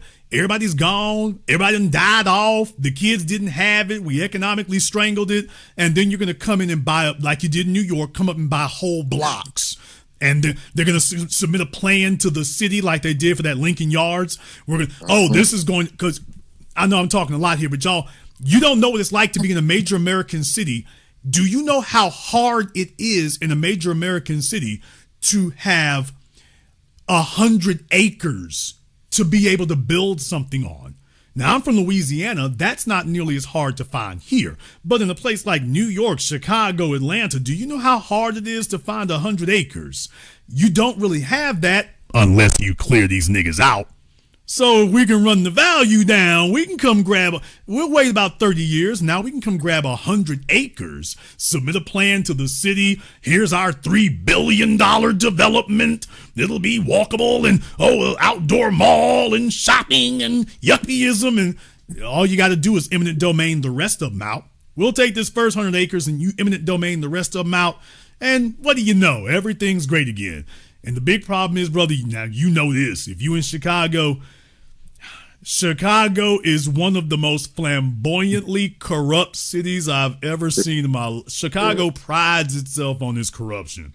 It is one of the most overt out. I'm from Louisiana, and I'm telling you, Chicago is one of the most flamboyant. It's probably the most flamboyantly corrupt city I've ever seen. I've never seen anything that was just so endemic at such a level. And you want to think it's hard for them to clear a bunch of folk out when they get ready to make that move? Not really. And And I just got one question for you, Jason, since I got you here.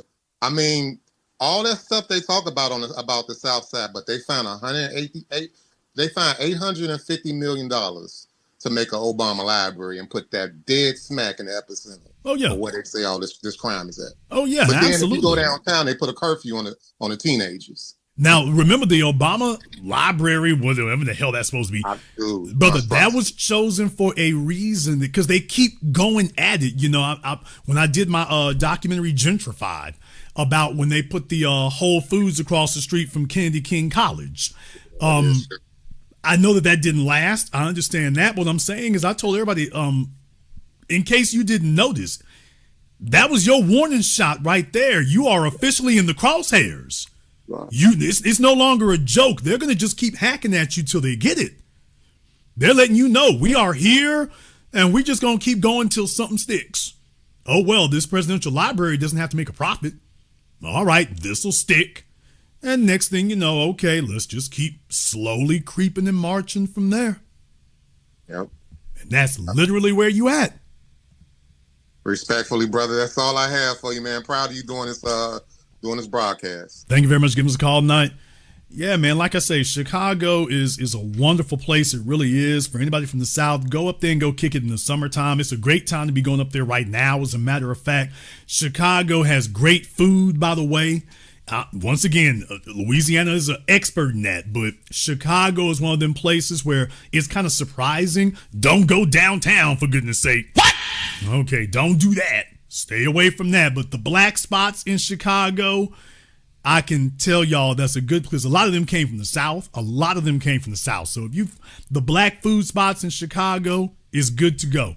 Just stay away from downtown. Don't fool with downtown. It's trash. But other than that, Chicago is an excellent place for food. It's not good, it's excellent, especially the black spots. So I'm not even going to go start going to names in that, but it's a great place for that. But they want you to be biased against that. They want you to think down about that. So you be like, ooh, the last place I want to be is there. And then next thing you know, you gone. Okay, but the folk who are sitting up here propagandizing it, they sitting right there. They're not selling anything. They're not giving up anything. They ain't selling off their holdings. They're just telling you that you don't want to be there. So just remember that. That's not accidental. This is not natural. This is about discouraging you so that they can go ahead and do that. No, they got a whole bunch of great stuff in Chicago, man. I mean, why do you think they do Lollapalooza there? Why do you think they do that? I mean, they got the riverfront. If you've never driven that, I've driven that many a moon. I've driven that a bunch of times. All the way down to White Sox Stadium. I know they got a bunch of garbage. I need to really go, and I'm actually going to have to go to Chicago and just go back around to all those places again, because years ago I had the opportunity to go do that. I had another opportunity to go do it. I went to Chicago a couple of years ago, but I was really only able to get downtown, so I wasn't really able to stay as long as I wanted to and just go ahead and drive around. But I really want to get out there, go back up the north side. I know they're building that tower. There was the hole in the ground for the longest time. Well, guess what? They've, as I understand, they finally started on that because it was just a matter of time. I really want to go down there to White Sox Stadium and go check out what that area, because I know they've done a lot of development there. I want to check out what's happening at Lincoln Yards. Since they want to be New York so bad, I'd like to have an opportunity to go check that out and go see what that looks like and to see what they're doing there. And just let y'all know, I mean, they don't put billions of dollars of investment in it because it's a war zone. It's bombed out. They do that. They propagandize that for you, and then they come in and spend billions. And next thing you know, they're going to be sitting there on that for the next 500 years, which is the plan. Hudson Yards is not a 50-year project. That's a 250-year project. Oh, I forgot to tell y'all about that. What I just said is actually not true. What? What I just said to you all is actually not true. That's actually not a true statement. These are actually going to be permanent things. Yeah, I said that they're going to be, they got a timeline. Actually, they're not, because the idea behind these things is that you can actually repair these buildings over time. Just look up the Ship of Theseus, people. The Ship of Theseus is a thought experiment, but it basically says if you have a wooden ship and you replace one wooden plank by another one over the years as they go bad, do you still have the same ship anymore? Empire State Building, that's already the idea that you can replace it in parts so that the skyscraper itself stays where it is and you can just replace it in parts. Now, I think that's really overstated, to be totally honest. I don't think you can do that forever simply because of the foundation. So I don't think that's something you can do permanently. However, those buildings and those developments, you could keep them viable for 3 or 4 centuries easy. The Empire State Building is in no danger of going anywhere anytime soon. Chrysler Building, we can go down the list. So for the ones that have been built correctly, they're not going anywhere. They can replace beams, they can replace girders, they can replace trestles, they can replace facades. So they can actually redo the inner cores on these buildings. So if you're under the idea, well, eventually they'll rot and go away, well, eventually is probably like 400 or 500 years. So when they build a Hudson Yards or a Lincoln Yards, they intend for that to be there for a few centuries. I mean, with your great-great-great-grandkids, they intend that to be there for a few centuries. I say your great-great-great-great-grandkids, but in reality, they're hoping they'll be long gone. But that's really what it's about. Oh, yeah, and don't think that lowering the population of the city is going to lower the prices. No, the cities will get smaller in population and the prices will actually go up because the people in the city will be the folk they really want. And if there's a few folk with a bunch of money, that's going to elevate prices even more because people pay more for space than they do anything else. So if they have the opportunity, go take a look at your skyscrapers in New York. $80 million for a whole floor. $80 million for a whole floor. That's not an accident. You got 40 people living in one building, and yet they're paying $80 million for just one floor. They don't want a room, they want a whole floor. Okay. Let's go ahead and jump back over here on Zoom again. We got OGK Network here on Zoom. OGK, what's on your mind? Hey, Jason, how you doing? I just wanted to know, do you think that you'll ever do a sequel to Gentrified? I don't know about sequels necessarily, but I do know that subject matter is a lot more expansive. I've said that for years and years now. That subject matter in particular is a lot more expansive. Housing, and the situation of housing in America is a gigantic boondoggle. And that wasn't even what Gentrified was about, but in retrospect, that is what it's about, and specifically how it's used and weaponized against us. So if I had my druthers, I would not want to do another documentary. If I really had my druthers and the time and ability, I would want to do a mini series, and it would be one city per episode, because really the dynamics are different in one place to another. The agenda's the same, but the dynamics in the Bay are different from the dynamics in Austin, are different from the dynamics in Atlanta, DC, Charlotte, New York. So in reality, to do something like that justice, to be totally honest, I would really want to be able to concentrate on individual cities instead of just giving one city a few minutes out of 2 hours, because there's just a lot to flesh out there. So it would really require something like that, in my opinion. If I were to try to do that again, if I wanted to follow up on that, I really think that would be the best direction to go.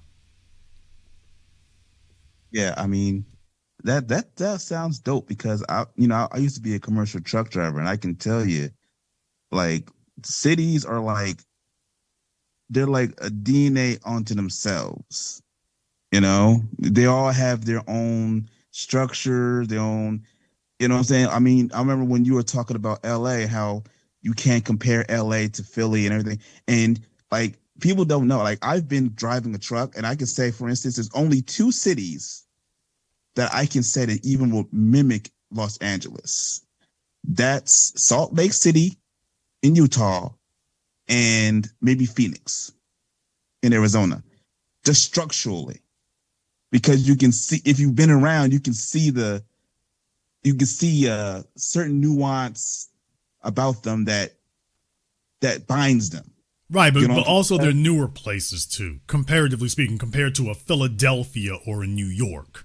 What's happening in Salt Lake City and Phoenix, those are more recent developments. So yeah, and plus where they are located. So because they're really just twins of each other geographically, to be totally honest. So yeah, that's why they would bear similarities. When you're dealing with a Baltimore, everything on the East Coast from the colonial days, they got hundreds of years behind them, where these other folk are really just late 19th century or 20th century advents.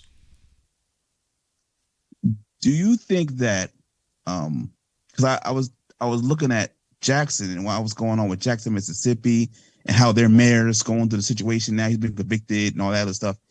I look at something like Jackson, and I say to myself, at least the governor basically was honest when he's pretty much said he was warring with his own capital city.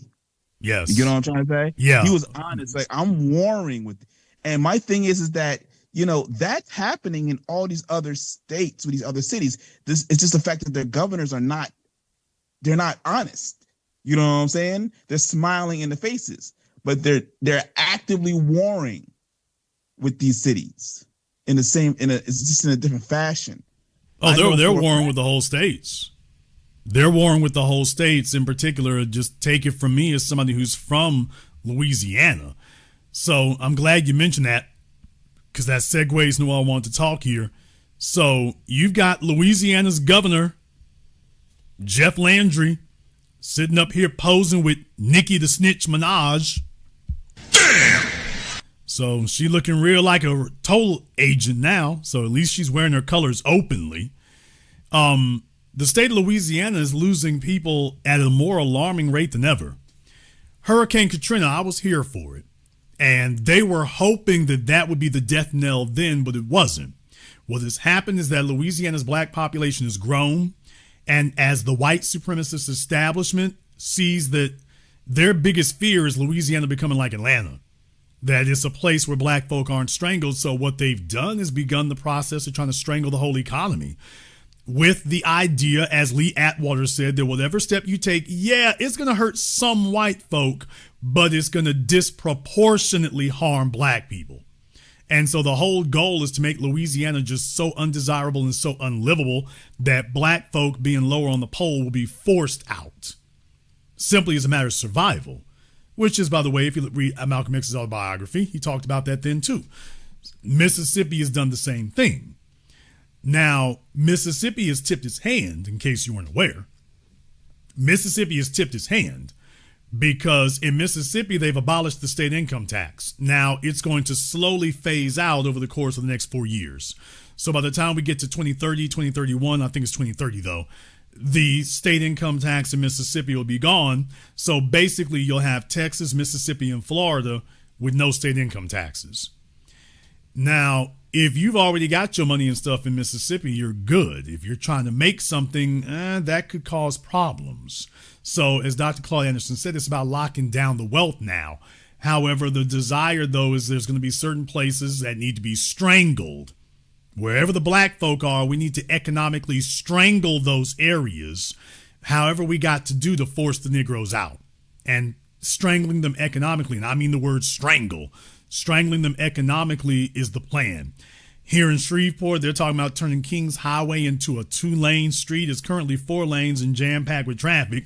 They're talking about turning it to 2 lanes. Why would you try to do that in any modern city? Because the idea is that will disproportionately hurt black folks. So that's the idea that they have now, is shrink the places, kill the populations off, drag them down, and hopefully it'll be the black folk who leave first. When you start making them majorly unpopular, majorly unworkable, strangle the economies, only the folk who already stole their money decades ago will be able to afford to live there because you've killed everything else. And then once the black folk are no longer a majority or threatening to be that, then you selectively start bringing in development. But just make sure it's going forward. It won't benefit the Negroes anyway. And that's what you see there. So Jackson, Mississippi is directly in the crosshairs of that. All right, well, That answers a lot of my questions. Thank you, Jason. Thank you for giving us a call. Yeah, in Louisiana, same thing with Baton Rouge. Same thing with Baton Rouge. They declared war on Baton Rouge. They've been declared war on New Orleans. They declared war on Shreveport. So Monroe, Louisiana has been lesser so, but then again, they got some white supremacists out there like Moon Griffon. But no, they've targeted these areas. So where you have a black population like that, oh yeah, they've targeted you in particular for strangulation. They've targeted you for lynching. We are going to economically lynch you, make the place so economically downtrodden that your children will have no choice but to leave. And then once your family has uprooted from there, now we're going to move back in and we're going to take over everything because the kids are all gone. Nobody's defending the property you had here. So now we snatch all of it and we're going to go ahead and redevelop our white supremacist enclave. So that's the process that you see at work in Mississippi and Louisiana and Alabama and Arkansas and Kentucky. Now, particularly in Louisiana and Mississippi, they're particularly egregious, but make no doubt about it, Louisiana has all the advantages that Florida does, and yet you see this crazy amount of so-called dysfunction. Why hasn't Louisiana just done what Florida did? Because there are too many black folk here who would benefit from it. So as usual, they're trying to figure out a way, how do we revitalize the place and make it prosperous, but leave the Negroes out of it? How do we block them out of it and keep them out of it?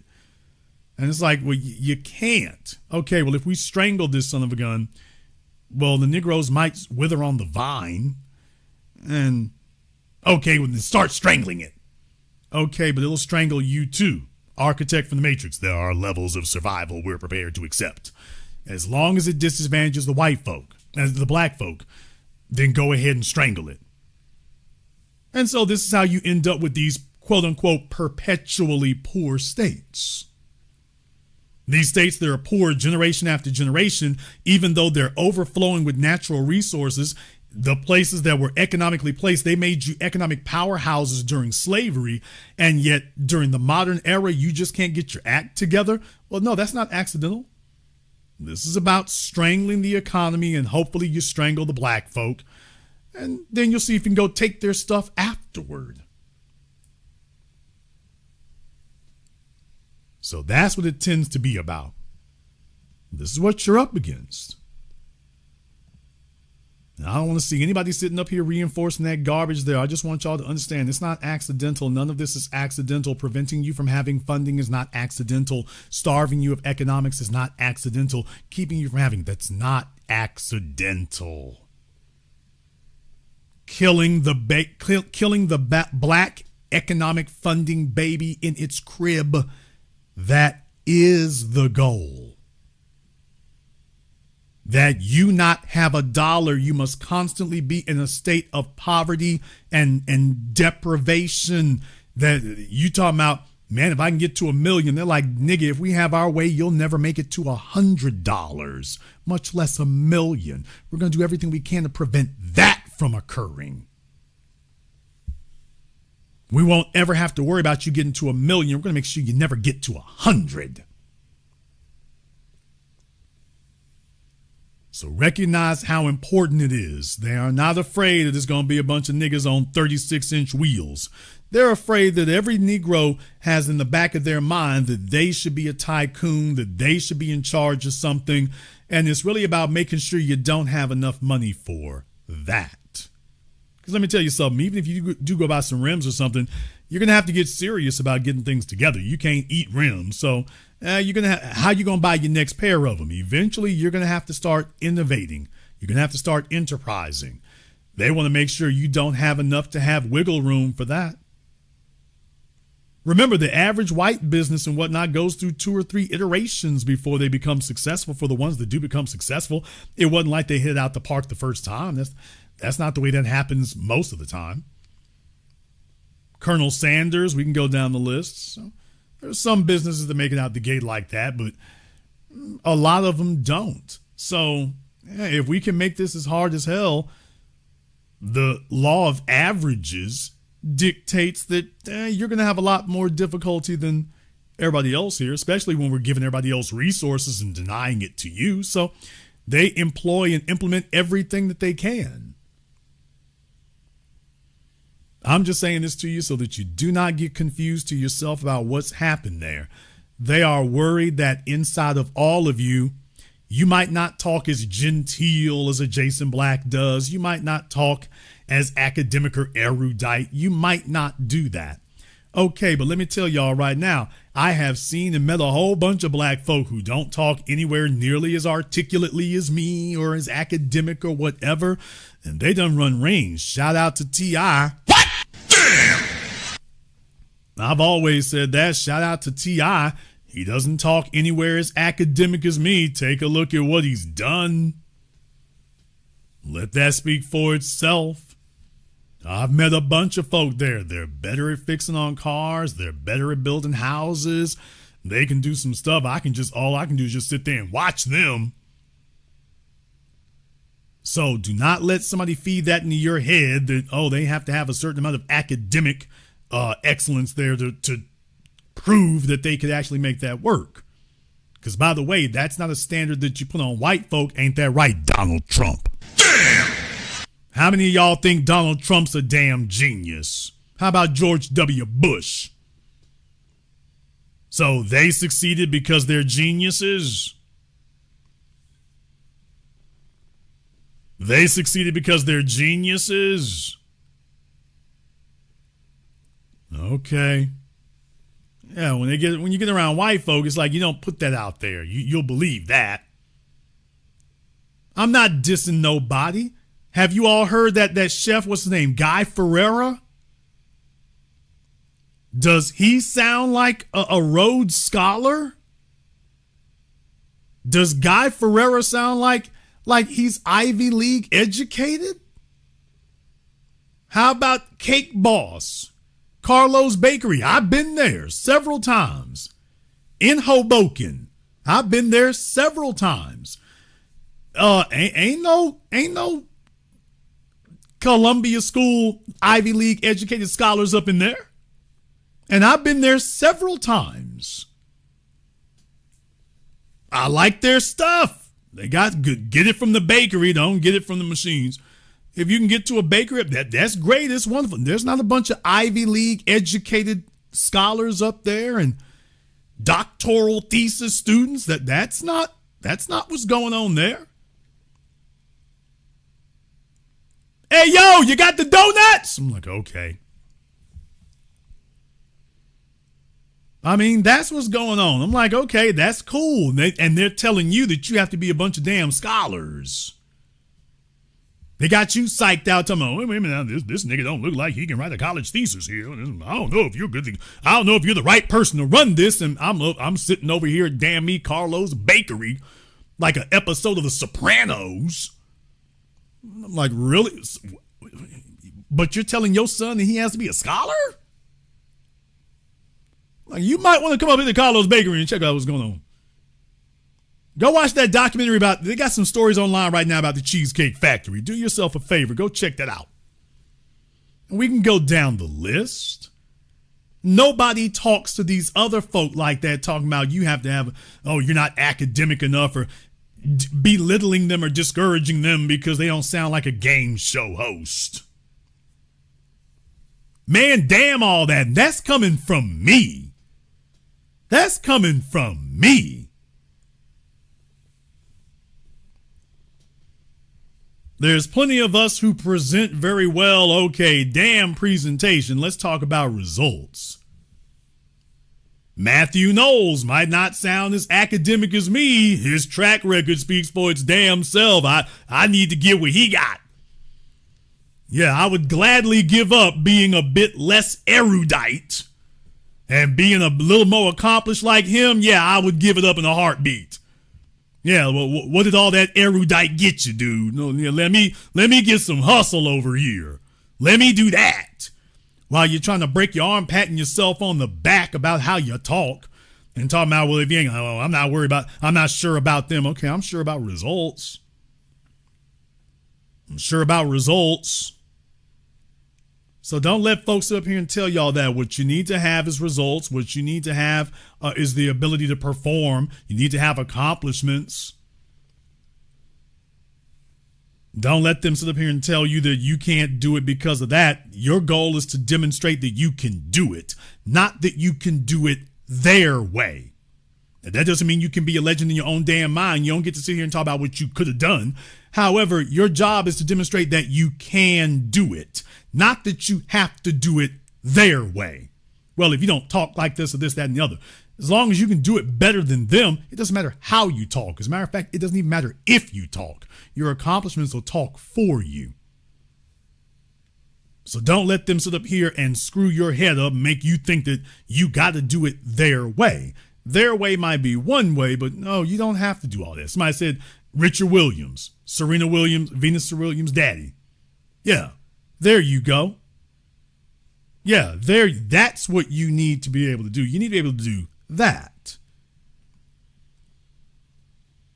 As long as you got the results, you need to be able to do that. Don't let people put false qualifiers and false stipulations in your way as their justification for denying you. The only thing you have to do is be able to demonstrate that you can do it. George Johnson needs to be able to demonstrate that he had a viable product. He doesn't have to sit up here and speak the King's English. He showed you he has a viable product. Now, under fair circumstances, maybe some folk might not see the vision. Okay, that's possible. Yeah, but we got a whole bunch of folk out here. It's like, yeah, you all haven't given us a justifiable reason why it is they got turned down. How the hell did that happen? So just recognize what the game really is there. Recognize what the standard really is, not some artificial one. And just know that strangling you, their goal is to make sure you never get $100 together, never get your credit score together. Somebody said, what do we do about this, brothers and sisters? What they're talking about out there in the Bay, it's going to be you and me and us and we. You need to get together with one other person that you all are tired of struggling and tired of spinning your damn wheels, and that you are both rock-ribbed and laser-focused on making change. Save your money up, get your credit score together, eat bologna and cheese sandwiches. You're going to have to get that together on your own. I don't care how strong white supremacy is. If you are relentless, you are eventually going to beat them. Their goal is to see if they can break your spirit and break your soul. Your job is to show them that you are unbreakable. And if you can get together with another person, it doesn't have to be a female or a male. It's really about, do you have one other person that the two of you can work together? The two of you are striving together. You doing your part, they're doing theirs. If you're really lucky, you can get 3, although that's rare. You do that right there. Right now, there's a bunch of y'all listening to me right now. You're sitting at home. You're laying in bed with somebody who ain't trying to go nowhere and do nothing. They face the same odds you did, and they are defeated. I did a nice whole program to acknowledge I understand the game is rigged. I understand the white supremacists have rigged the game against us. I get that. My biggest advice to you is make sure you're not sleeping next to somebody who's already defeated. They've given up, and they're just trying to figure out, how do I coast and cruise and be the best consumer I can be? How can I be the best 5-figure person that I can be? But the system, like what Michael Jackson saying in The Wiz, you can't win, you can't get even, and you can't get out the game.